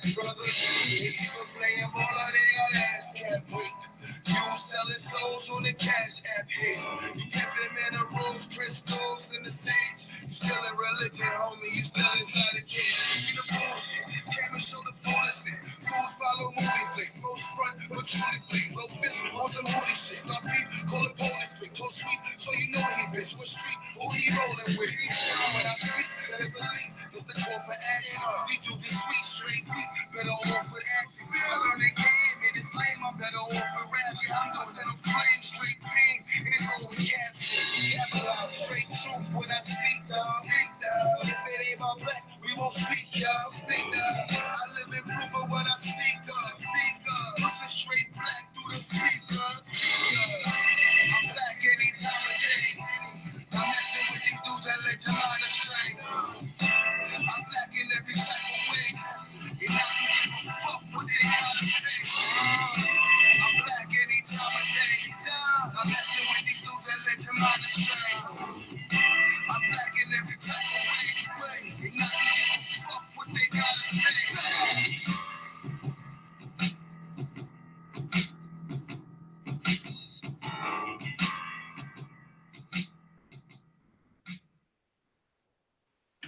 Yeah. That's our latest cut from my brother Q Butter. It's called the Air Out. You need to go on down right here in this whole description box, and you can get on to Q Butter's YouTube page, hit him up. Also the website is down there as well. Q's a good dude, man. You know, and like I said, I don't just say that, you know, because we talk on media, because, you know, I talk to Q all the time. You know, I mean, when I'm in New York, I fuck with him when I'm out in New York City, and he's a genuine dude, man, and he's doing good things. So if anybody's telling you that brothers ain't out here doing shit, they're lying, because it's a few brothers like Q out there in NYC who are actually getting some shit done, you know, and it's an honor to know the brother. You know what I'm saying? So y'all need to get on down, look down there, hit that link, and click my brother's site. And, you know, if you want to throw him a few dollars or whatever, do that too, if you're feeling generous. Also, if you're feeling generous up in here right now, can't believe I ain't trying to get in y'all pockets tonight. God, I must be slipping. I'm slipping. If you're feeling generous with your coins, go ahead and hit that there link right there. It's greatly appreciated. You know, because y'all know this is worth money. So, brother J-Shine, I don't know what's going on with Q. I guess I have to hit him up later, something like that. His phone probably died or something. But brother J-Shine, you know, I mean, you about to leave up out of here soon, right? Yeah, I'm going on a KKK, nigga. You know, so you're gonna be up out of here. What do you think you're going to? I know you probably don't know totally, but what do you think you're going to run into in Europe, far as, you know, black society in Europe goes, or black consciousness, if you will? What do you perceive running into when you get there in Europe? I think I'm going to see a mixed bag, man. First of all, you're going to run into a lot of mixed people. You know, what's interesting is that, you know, you got the Boris Kojo type people that came from over there. Actually, the sister Zaza Beats, she's from over there. You know, she's a product of a mixed relation, and she was raised in Germany. You know, so you got people who come from over there who are mixed, but then you also got people who come from the continent that's over there. And then you got people who are just like us. They got generations. They've been in, you know, in Britain and France for a long time. So there's black people over there. So I just can't wait to, you know, see and talk to those folks, man. But I expect to see a higher level of consciousness, actually. All right, because the thing is, man, I think we take it for granted because we in it. Being in this American system is a trip. You know, we can't right now. Every day you turn on Facebook or the news, you're seeing some foul shit happen to black people. Think about that, man. Think about how that wears on our psyche. and we're so used to it because we live here. You know what I mean? Yep. And other places they're not dealing with like that. They're dealing with discrimination, but they're not dealing with they're not dealing with the Jeff Sessions of the world. You know what I'm saying? We have nothing but Jeff Sessions throughout America, in corporate America, in robes. You know what I'm saying? In the prosecution offices and fucking school system. You see what I'm saying? It's a full-fledged, full-time job of shitting on niggas in this country, Yep. making their money off of black people. They setting up bait trucks just to arrest black people, just to get more black people into the system. It's just a constant preying on us. And you know what's crazy? Through all of that, we still out here dancing and singing. So think about how crazy that is. Yeah. We're so used to Yeah. it's kind of like that scene from I don't know, you seen Birth of a Nation, the Nate Parker movie, Birth of a Nation? Mm-hmm. And he Mm-hmm. showed that part where no, it wasn't Birth of a Nation. I'm sorry. It was 12 Years a Slave. And remember Okay. they hung him on a Saw that too. tree. Yeah, they put him on that tree and they hung the man on that tree and everybody just went back to work. And there was Yep. even kids playing around in the background. Because we Why? have been desensitized, Yeah, man. exactly. We This are is our like so condition. desensitized. That's our condition. There's no other group in this country that will allow their children to be attacked. That's why I keep saying that. You know what I mean? It's one thing, look, we shouldn't allow no one to be attacked in our culture. But when it comes to our children being attacked and we still not on some all-out war shit, that's something wrong with us. Yep. You know what I mean? That's something wrong with us, man. I'm sitting here watching a family of men and women standing around a microphone in Nashville as they're talking about some video of a cop shooting a person in the black. Look, I'm gonna tell you something. In the Wild Wild West, X, you would get hung or killed for shooting an unarmed person. Yep. You would get hung or killed for shooting someone in the back. Yep. Even in the Wild Wild West, they had that much civility. So what the fuck are we living in? And you got motherfuckers running around here talking about they conscious. How are you conscious when you got children out here and you're not even concerned about this shit? Nope. I think that we have gotten to a point where we're not even conscious enough to put our children at a higher level. I mean, we don't think our children, we don't think the children in black society are important enough to fight for. I mean, I know a lot of people will probably write me, oh, X, what you talking about? I don't give a shit. I don't think that we believe with our conscious selves, we don't believe that these children are worth fighting for. We we don't believe that they're worth fighting for, because if we believed it, we'd be doing it. You understand? If we believed it, we'd be doing it. We don't believe it, man. We don't believe that they are important enough. We don't believe that their lives are important enough. We don't believe that we can fight. We don't believe that we have the strength to fight. I think that has a lot to do with it, along with us not thinking our children are important enough. I believe that we don't believe that we can fight. We've been conditioned and desensitized so much that it's just somebody kid getting shot. It's just another day. It's just Tuesday. It's just Wednesday. That's it. It's Thursday. That's all. It's nothing. It's been normalized, man. It was crazy, man, is that, we're not a weak people because we'll beat the brakes off another black person. We'll shoot up another black person's house. Don't care if kids are in there, don't care if grandma's in there. But we'll let somebody come in your community who don't look like you and completely violate you. You know what I mean? So it's not a matter of strength. It's just a matter of brokenness, man. Look, I'm on the fence with the protests. I know a lot of people say the protests are a waste of time. I disagree from a mental standpoint. Yeah, there's some people who are just showing up to show out. But the more we clash with other groups, that's healthy, actually, in my opinion, because it's getting those, especially on the street level, in the mood to fight. If that becomes the norm, then that's a good thing. You know what I mean? Now you got a mob that you can try to stare. Because right now you got a lot of quote unquote black leaders or people who, like, for instance, where's Kaepernick's mob? Where's Mm-hmm. Kaepernick's mob? Kaepernick stood up. He lost his career over what he stood for. Yep. Where was his mob though? He didn't have a mob. You see what I'm saying? The mob is good. See, the mob is good for white supremacy. When Barack Obama got in office and they saw that black face in the White House, you got a Tea Party, you got a mob. You understand?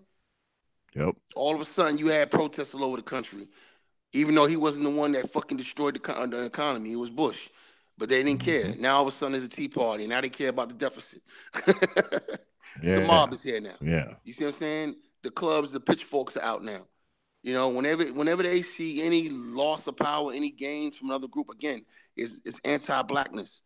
You know, the mob shows up. The mob shows up to support the police. The police get mobbed on. We come down hard on the police officer for doing something wrong. Here comes a mob of white people. Support them. You know, the police officer can raise $100,000 and over in 2 days. Yep. The mob shows up. Where's our mob?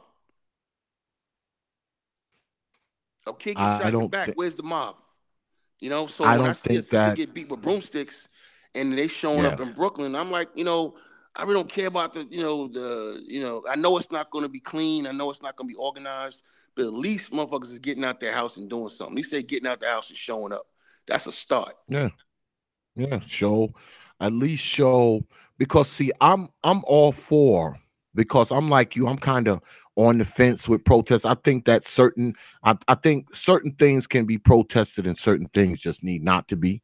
That's Yeah, kind of some things my need to that's be kind of handled. my Yeah, yeah, that's kind of how I think about it, you know. So I'm on the fence with them too, depending on what the situation is. yeah. But Somebody in a gets shot and situation like murdered, man. that, Something needs to get handled, man. No fucking protest. yeah, Man, yeah. handle that shit. But I don't understand why with George something Floyd like is still that, walking around.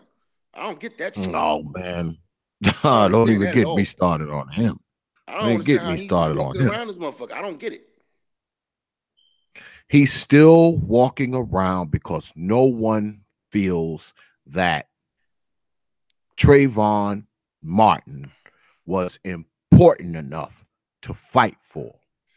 Okay. The only people who probably feel that way is his parents. Okay. Really? It's his parents.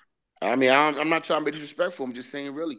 But I'm telling you right now, X, you touch my daughter and then you make fun and mock my daughter, I don't give a Yeah. fuck about your law. I got a Yeah. defined responsibility to that child. You ain't walking Absolutely. around here, and I got patience too. You ain't walking around here. Absolutely, You're man. gonna have to move somewhere. They're gonna have to put you in, they're gonna have to put me in jail, put you in protective custody. One of the two. Ain't no way in the fucking world. That's just me though. But and I'm not talking it to be talking it because it didn't happen to me. I mean that shit. You can't touch Yeah. mine. You can't take my daughter's life for nothing. Yeah. The fuck And out of not here. just let it just, just let it blow over. And, I think what happens often, man, when we have these kind of cases, I think often, the hype and the hoopla, because, it happens so much. I mean, people don't know. I mean, these are just the ones we see. We see the big ones, like Trayvon Martin and Philando Castile and Eric Garner, and, so on and so forth. We see those. See, there's so many of them going on that we don't see. We have no idea, because a black man gets killed by the police like every 28 hours. You know what I'm saying? Every 28 hours, a black man is shot dead by the police or a vigilante who think they're the police. Every 28 hours. That's like one a day. So it's gotten to the point where not only are we desensitized to it, we see it as normal. It's just another black person shot. Yeah. And even the people who are in that immediate area, that immediate geographical location, because let's face it, a lot of us, we just see it on TV, but what we don't realize is that there are people who live right around there where that shit's going on at. And of course, there's some hoopla, there's some protests, people break some windows, and they're out in the street and all that. But eventually the smoke clears. Everybody goes home. Everybody goes back to their lives. The parade is over after a while. And once all of that is over, I think people think it's over. It's like it's over. We went out, we marched, we hooped, we hollered, we broke some store windows. So that's it. We don't need to do this anymore. That's what I think. That's what I think goes on a lot with these cases. Um, a few weeks back, I did a series of shows. I did about 3 or 4 of them where I had women on my show where their sons had been killed by the police. Okay. And as a matter of fact, I think I'm gonna bring them back on here within the next couple of weeks. And I had about four. I had about four, man, about 4 women, and they all came on. Yeah, I did like 4. You check my archives, you can go. I had Monteria Robinson was on there, Miss Taylor was on there. I mean, I have quite a few. All right. And they came on and they talked about how their sons were killed by the police. And one thing I noticed when I was listening to them tell their stories, I noticed that they were fighting and fighting hard, but they didn't have a lot of backup except the immediate people. Because all of those mothers are part of a group. The ones that I had on, they were all part of a group, and they had become each other's support because they didn't have, they did the marching and all that stuff, while it was happening. But now all that's over now. It's over now. So now these women have had to create a group. They've had to create a group where they can kind of rely on each other. And listening to them talk, you could hear the pain in their voice, you could hear the distress, you can hear the bewilderment in their voice. But one thing that struck me is that they are the only people that are still talking about it. It's not in the news anymore. It's not in the paper anymore. It's not anywhere anymore. That's why I brought them on.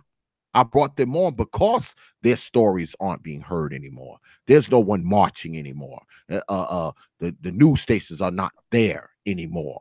You understand? Yeah. So once it's over, and I think we as Black folks, once that part is over, the only people it's not over for is the person's immediate family, their mom, their dad, their sister, their brother, their son, their whoever. Once it's over, those are the only people that are still concerned about it. Because see, you can amp us up as Black folks. Yeah, you can amp us up, but that amping up only lasts for a day, Right. 2 days, a week. After that, we done with you. We going back home. We ain't marching with you no more. We ain't at your house. We ain't carrying signs no more. We'll give you like a week, and then that's it. We just disappear until the next one. Until the next one. Then the next one, you amp us up again. We're out there marching for a week, and that's pretty much it. Because one thing about us as Black folks, man, we kind of move in cycles, man. Everything is cycles with us, whether it be poverty, whether it be drugs, whether it be our neighborhoods, any of that shit, whether it be the effects of the white power structure. It's always cycles with us. It's that wash, rinse, repeat shit with us. Right. And when it comes to these kids getting shot and killed by the police, it's the same shit. It's the same stuff, man. It's blown up and it's hyped up if it makes its way on television, and you get us out there marching for about 6 days, and then that's it. It goes away. You don't see it no more until the next one, until the next cycle comes along. And not that I'm mad at the people that there is cycles, but it would seem that after all of the brothers who have been shot dead in the street, after all of the brothers who have been unjustly killed, you would think we would be taking a different approach at this point. And I don't exactly know what that approach is. I don't know if we should have bigger marches. I don't know if we should. All we need is natural responses. Look, here's how it works. My daughter's walking home from school. Somebody runs up on her, violates her. I find out what happened, who did it. I go see somebody. I violate them. It's just that simple to me. Yeah. And it's not, it's just simple math to me. You know what I mean? You look, those Asians in that store beat that girl over, I think $5, man. Yeah. It was They more the whooped one. principle that you're not going They, to, like, they didn't even give man, a shit about the customer being right and her not no, being no, happy with the product. You know, you're going to no. give us the money anyway. They whooped one girl out of the store. I mean, they was chasing that girl, hitting her with a stick. Yeah, and I there was was another like, sister that was in there I couldn't who believe what I just, was seeing. there was another sister in there who just walked out. She didn't even help. Nope, I nope. mean, like, so, look, man, we on some, this is, I don't know if we can talk about consciousness. Are we even awake? Yeah, yeah. You know A what lot I'm of saying? us aren't conscious, man. We confused. We ain't conscious. We're confused. Cause see, a lot of this conscious shit, man, and I know this is gonna bother some people, but a lot of this conscious shit, man, it's just something to make us feel better about ourselves, man. A Yeah. lot of us, man, Yeah, it's it's another just form something of to make church. us Yeah. feel better. Yeah. Yeah, that's all it is. I mean, it's something it's been substituted. Yeah. It's a substitute for religion. It's a substitute for not going down to the church. Yeah, it's comfort If food. you claim, yeah, if you claim conscious, that means that you can tell yourself that you know all this shit, and Yeah. you better than the people who aren't conscious like you. I think it's a lot of self flattery involved with that shit. And like I said, I know a lot of people because I have some so-called conscious people who subscribe to me. All right. I know I do. I have all kinds of people subscribe to me. And I know they, oh, X, man, why you saying that? I'm saying the shit because it's true. And if Yeah. you a fake ass person who just fronting the fraudulent conscious, guess what? You know it. Just like the real people know that they're real with it. Fake people know they're fake. Real people know they're real. That's just the way it is. So I mean, I think we have to first and foremost, we hear people talk all the time about let's get the coons out, let's purge the coons, let's purge this, let's purge that. Before we can start purging so-called coons and sellouts, what we first need to do is determine who those people are. And more often than not, a lot of those people who you consider to be coons and sellouts, guess what? They're probably not who you think they are. A lot of those people are not who you think they are. Right. You understand?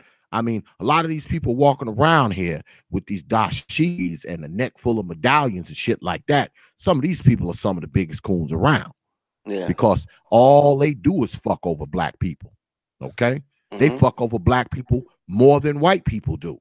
Yeah. Now, people don't want to hear you say that either. They're, oh man, why you want to talk about what we do? We need to talk about what we do, man. We need to, because guess what? We have more contact with each other than anybody else does. If we got those amongst us, that are within our collective, working within our collective to do shit to black folks, don't you think we need to start there? Why would we start with people who are just out there saying some old bullshit and spreading some damn propaganda, and most of them probably don't even be around black folks? We need to get those inner enemies. We need to get these people who goddamn can't wait to rob black folks. It's Right. Q now. Brother Q. Hello? Hello? Hello? Yeah. Yeah, I hear you. Go ahead. Yo, my phone died. This shit just got to like 20% on that charger I got. Okay. It's all good. We still just chopping it up. If you want to hop back on, you can. Still good? I said we still chopping it up. You can hop back on if you want to. All right. All right. I'm second to that. All right. Yeah, he said his phone had died. That's what I believe, man. I believe we need to get rid of some of these inner enemies, man. We need to get rid of some of them because, see, it's going to be easier to fight the fight, man, if you don't got freaking enemies within your ranks, man. Yeah, you can't win a war, man, if you got people, man, wearing the same uniform as you working against you, man. It's stupid. You know what I'm saying? That's stupid. And you know, and but like I was saying earlier, man, the default, you know, disposition. we born coons. We Yeah, born yeah, coons. man. That's the default disposition because the society we in, we surrounded by it. Look, a lot of motherfuckers is sleeper coons. They sleepers. Like until you don't really see the cooning until something happens to them. Like when somebody gets killed in their family, right? We talking about that.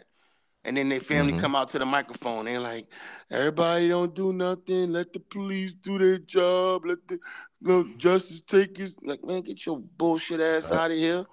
let the white folk handle it. Somebody just murdered your loved one and you Let the talking good about the white goddamn folk slave. handle it. Yeah. Sound like a goddamn mammy or Uncle Tom. And that's the default position, man. You know what I mean? You know, just accepting this shit as it goes instead of rebelling against it because no one wants to rebel because they think they're gonna lose their job. They think they're gonna lose this. They're gonna Mm-hmm. lose that. And like this fear, this like you could be in your house, you could be in a black neighborhood, and there's still this fear of white society, you know, jumping out and taking something from you. If you, you know Yeah. what I mean, it's like, come Yeah. on, man. You know, you got to free yourself from this shit. You got to Yeah, free man. yourself from this shit. You got to acknowledge that it's there, for one. A lot of black people don't want to do that. They don't want to acknowledge the shit is real. You know, is white supremacy real? Is racism the number one issue for black people? All this dumb talk. Of course it is. You live in a society inundated by it. And it's proven every Mm-hmm. day. Every Every day. day. Every day is proven. You got a All you white gotta boy do is that was turn part on of a crew that did a your drive-by. TV. Everybody else go to jail but him. Yep. It's Yep. proven every day, man. And didn't somebody die in that? Somebody died, Yeah, right? they killed him. They killed the brother. And, you know, and he was the getaway driver. He was down with them. Yep. And even at the press conference, he's talking like he's still a nigga. You know what I mean? Yeah. This is a kid from money, white boy. Yep. No jail time. Nothing. Nothing. Nothing. Now, there was Nothing. only one trigger man, but everybody else that was there got to go to jail. Mm-hmm. That was black. You understand? So he's not an accomplice. No, Well, not guilty. if he was a brother, he would have went down. No question. Easy. He It would would have have went probably been down. no trial. They would just a plea bargain. You know, most people go to Yeah. jail, don't even go to trial. They get plea bargain all the way through and they just get convicted and they out there. It's a process at Exactly. this point. They got this shit so down. They got this shit down so down to a science, man. You know, ain't no damn 12, jury trial for a lot of brothers that's in jail right now. A lot of them Hell came right no. before a bench judge and, plea bargained and took 15 instead of 25. You understand? Exactly. Exactly. That's the world we live in, man. And I think when we talk about conscious, I think many of us aren't conscious of what's really going on in this country that we live in. I mean, we may can tell you Kemet and shit up and down, and we can give you the dimensions of the pyramids in Egypt, but we we can't tell you shit as far as law and order goes in this country. We can't tell you shit when it comes to how white folks will treat you when you find yourself on the business end of them. We can't tell you any of that. We can sit back and we can tell you all this bullshit that we done read. We can tell you all this bullshit that we can do. We can tell you how we can walk through walls and also kind of nonsense, because I hear brothers, man, some brothers are just so far out there, man. I mean, they are far out there. I mean, where these brothers be literally It's talking escapism. about walking through walls and shit like It's that. Like, escapism, man. really, man? Yeah. Man. And when the sun hits my melanin, it activates my vitamin D, and then my serotonin grows, and then I turn into super nigga, and then I give my baby the best dick ever. It's crazy talk, man. You know what I mean? It's like, come on, man. I wake up, and I wake up in another city. I mean, what the fuck, man? Really? I mean, really, brother? Ain't dealing with reality at all. Yeah, that shit ain't consciousness, man. That shit is these some white craziness. boys are organizing and rising right now as militia groups. Yep. That's reality, man. There's 300 million weapons in this country right now. Majority of them in the white hands. What did they getting ready for? And you over here talking about, and my serotonin through my spine. The fuck out of here, nigga. Yeah, they telling smack a shot of you. Yeah, they talking that bullshit. And see, those, to believe it or not, those people who talk that shit, talking about, vanishing through walls and all some kind of nonsense. If shit really hit the fan, man, some of those dudes, if they're not the first ones dead, they're gonna be the first ones running to brothers like us who actually have weapons in their fucking possession. Yeah, yeah, and shit. I'm locked They're and going loaded. to they're going to be running to people who actually know how to defend themselves against, any And that's the white one thing about incursion. this. This is one thing about this relocation that I'm antsy about, man. I can't take my weapons where I'm going. Most of those countries over there don't allow you to have weapons. Yeah, It's that's illegal. that's You know the what I mean? Like, drawback. I got joints. You know what I mean? So I had to leave them shits in family. You know what I mean? So Yeah, because the shit's different over there. yeah, you can't take them. It's different over there. Yeah, It's yeah. different So over there. I'm gonna feel That's naked because in it's the motherfucker. it's a different life over there. It's a Yeah. different, it's a different vibe over there, man. Yeah. It's gonna be something totally different. I mean, America is so screwed up, right? America is so screwed up that it has made it so the people in this country with the least goddamn power are always telling you how powerful they are. They can fly, they can walk through walls, they can do all this bullshit. You can travel to space, yeah. They can travel to space, and they stood on the top of the pyramids in Egypt and all this kind of nonsense. This is a country where it breeds that kind of stuff. I would think that it was just us. Like I talked about early on, I said maybe we have created these people. And when I say this, I'm not talking about, because like I said, I know a few brothers who claim consciousness and they actually live the shit. You know what I'm saying? They live the shit. They have their kids living it. They ain't about that bullshit. They live it throughout their life and how they handle their business and all that. But I'm talking about the brothers who are not. I'm talking about the brothers who are always not just standing on the street telling you this bullshit. They're here. They're on the internet. They're on the internet telling you this bullshit as they record from their mom's basement. Okay, they're down in their mom's basement trying to tell you how lost you are. Okay, they're in their mama's attic telling you you're lost. Okay, you're lost. I live in mom's basement, but because I've read 10 books and because I can fly when I want to, you're lost. I'm not. I think it said they Peter Pan, huh? Yeah. So that you're lost, but they're woke. They know everything. They know they've learned. They've sat in mom's basement and learned everything. They know everything about life. They know everything about black people. They know now they'll get on there and they'll talk about the white man now. Now they'll get on there and they'll talk about how the white man has, influenced the rest of us. They'll talk about how the white man has his hand, on their neck. See, that's the excuse they use for still living in mom's basement. That's the excuse they use for not having their own car. That's the excuse they use for not having any money in the bank, and so on and so forth. Okay? So they like to use the white man as an excuse. They will use that now as an excuse for living in mom's basement.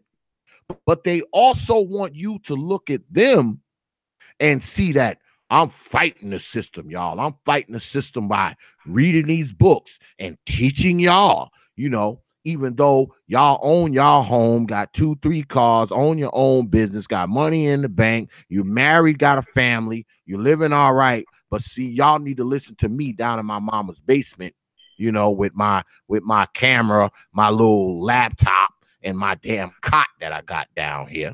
Y'all need to listen to me because, see, your lives are meaningless. Yeah, your life is meaningless. Okay, right. Because, see, you don't know what I know.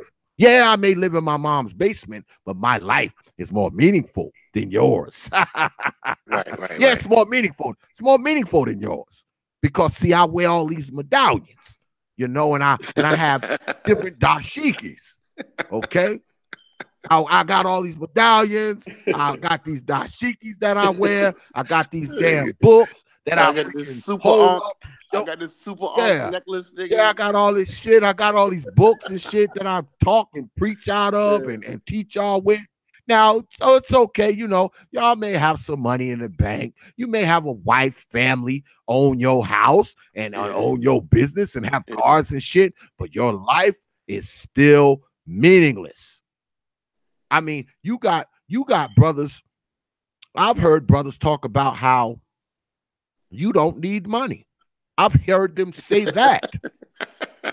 Now, when I hear that shit, You know I'm they like, did. They had money in Egypt back in the day. They had money yeah. in Kemet. You know what I say to that? I'm like, you're right. You may not need money, okay? Because see, you live with mom. See, Right. I don't live with mom. So I have to have money, you know, to pay for my house, to pay for my internet, to pay for my cars, you know, to keep my business running. I have to have money. I can't sit back and say I don't need money because that's stupid. Okay, I'm not that Crazy. conscious. You got me on that one, brother. This shit Yeah, crazy, you got man. me on that one. Cause see, Yo, that's internet a shit is a higher trip. level. Yeah, that's a higher level of conscious that I'm not on yet. Where I'm Yeah. saying, you know, I don't need money. I'm not there yet, brother. I ain't caught up to you yet. Maybe Yeah. I'll get there in a few years, but I'm not Yeah. there. I'm not. But anyway, Shit, I these are thought, some Peter Pan, Midgard, man, Middle Earth, Lord of the Rings type niggas. I can't call it. They man, are strictly it's X at the end of the day, man. It's escapism. You know what I it mean? is. And you That's know, all it like when we is. were out there getting hung and getting whooped, you know, it was all about pie in the sky. You know what I mean? It was Yep, always a fantasy of something. And yep. now with the internet, This you this just is the got all new kinds one. of shit running all over the place. This is the new And, one, man. and it's This just a new escapism, man. No one wants to deal with reality and deal with what we're really dealing with and work towards creating a new, path. And not just for us, our children. You know what I mean? Like if you're not thinking about your children and your grandchildren, I'm yeah, just gonna put it like this: you ain't shit. you ain't shit, man. You ain't shit, man. I You was ain't watching shit. London's Fallen the other day, and Gerard Butler was in there talking to the terrorists. So he whooping the terrorist's ass, and he was like, "What you don't understand about us is I think y'all can just kill one of us." They were trying to kill the president, right? And you think that's it? What you don't understand? 1,000 years, we're still gonna be here, and that's the Mhm. mentality Yeah. of white men. That's why they'll go over and kill innocent people. They'll put their own lives on the line to fight quote unquote terrorism. You know what I mean? I'll give them that much. They fight for this white supremacy shit. Yeah.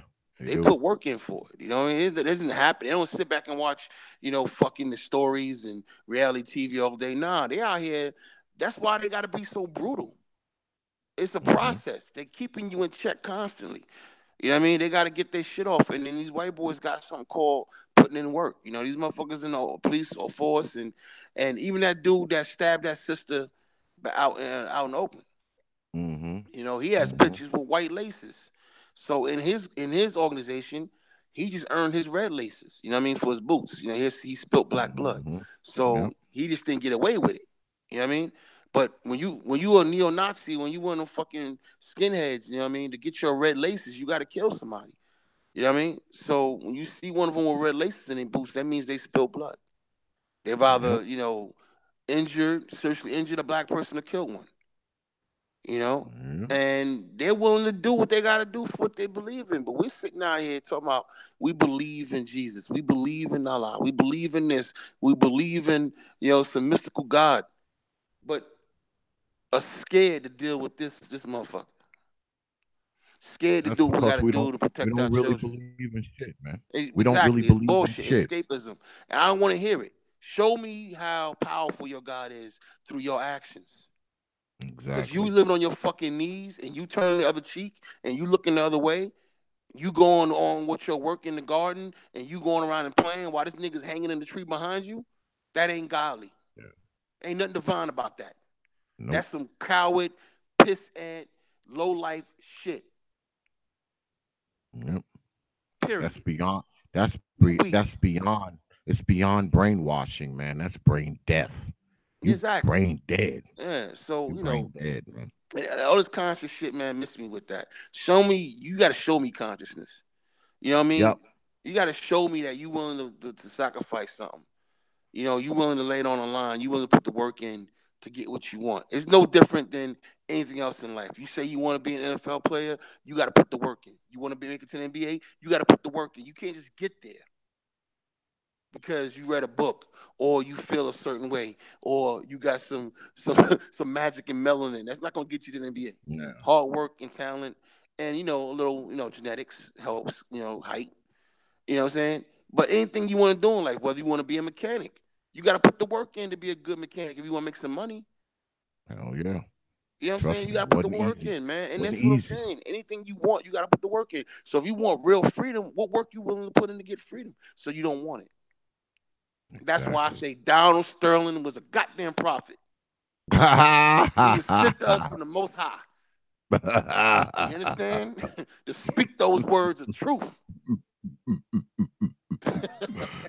Well, I'm gonna say this before we peel out. Oh shit. I don't I don't want y'all to think that, because like I said, I know some people out there who claim conscious and they probably mad at me and probably fucking unsubscribe after the night, but I don't want y'all to think that, I'm against people claiming conscious or being conscious.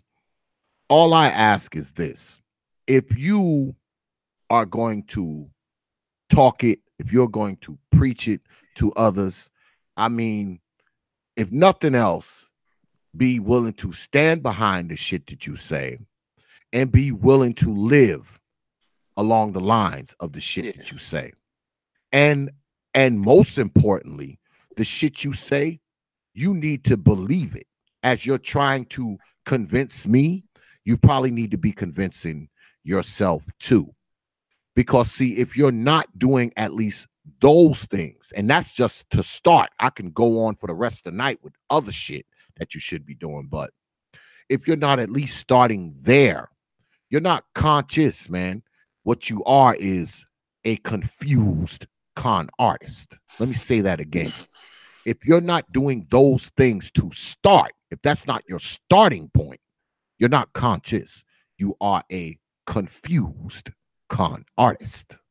But anyway, I want to thank everybody for showing up tonight.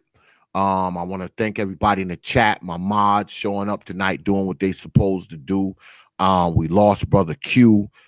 He called me. He said something going on with his phone. I thought he was going to hop back on, but I think he like in one of his studios, so he probably won't come back on.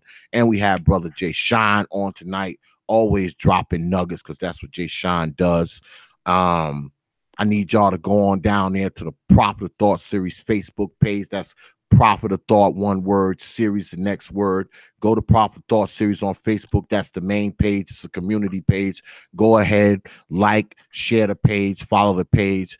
You can even hit me up with a message on there. I'll usually answer back within a day. There's always some good stuff going on there, and you can always catch up with what we're doing here on TPOT on there as well. Also, going down to the TPOT bandwagon page. That is a personal page. You can actually send a friend request to that page.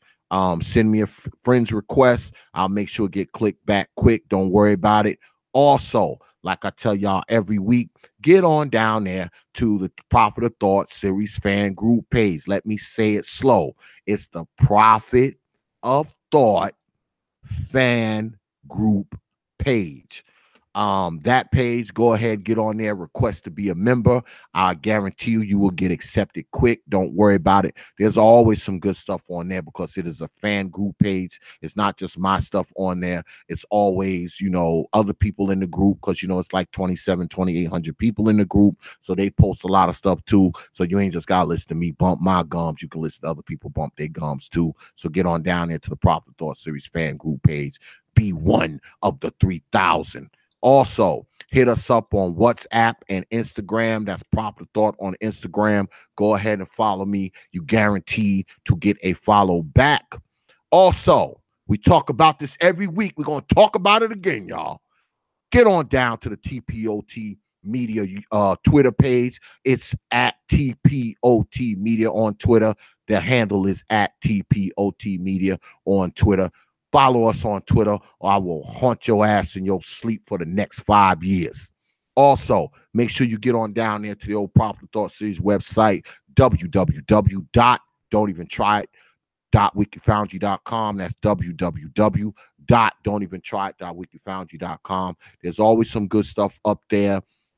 You can check out some of the old Nubia Hood archives from X's radio booth days. And also, while you're there, make sure you stop by Tribute to the Fallen. I always talk to y'all about this because it's very important to me. Tribute to the Fallen. The Tribute to the Fallen page is I have a Tribute to the Fallen carousel on there.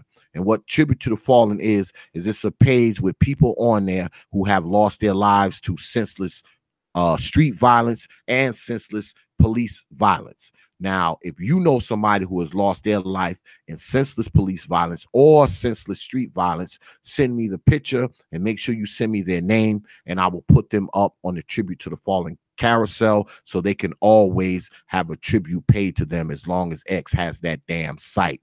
I have gotten some pictures over the last few weeks and I have put them up. So feel free to write me, send me a picture. Like I always say, it doesn't have to be somebody you know. It could be somebody you've seen on TV, seen in the newspaper. Just make sure you send me the photo and the name. If it's somebody that's not already on the Tribute to the Fallen carousel, I will make sure they get up there. All right. So once again, good show tonight. I appreciate everybody stopping by, checking us out. Make sure you have your black behinds here next week, okay? Because be the same time, same station, and it's always going to be something lit up here on DXL, Dark Exodus Live. We're going to have just a regular show next Wednesday because, you know, we did 2 DXLs this week. You know, I usually only do them on Thursdays. We're going to have a regular show next Wednesday, and we'll be right back with the DXL Live on Thursday night. So once again, I'd like to thank my guest of honor, brother J-Shine, and my boy Q Butter. Brother Q, if you're watching, I'll probably hit you up tomorrow. Something, we'll chop it up, man. And once again, I want to thank everybody for coming through, and I want to thank you for watching tonight. It's been a pleasure, folks. So with that, I will leave you with 3 words. Like I always do, open your minds. And we're going to go out with a little bit of Q Butter, the air out. It just seems fitting for this topic.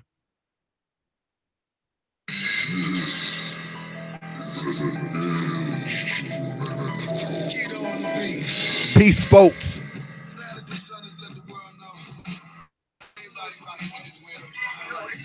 Peace, brother J-Shine. Peace, brother.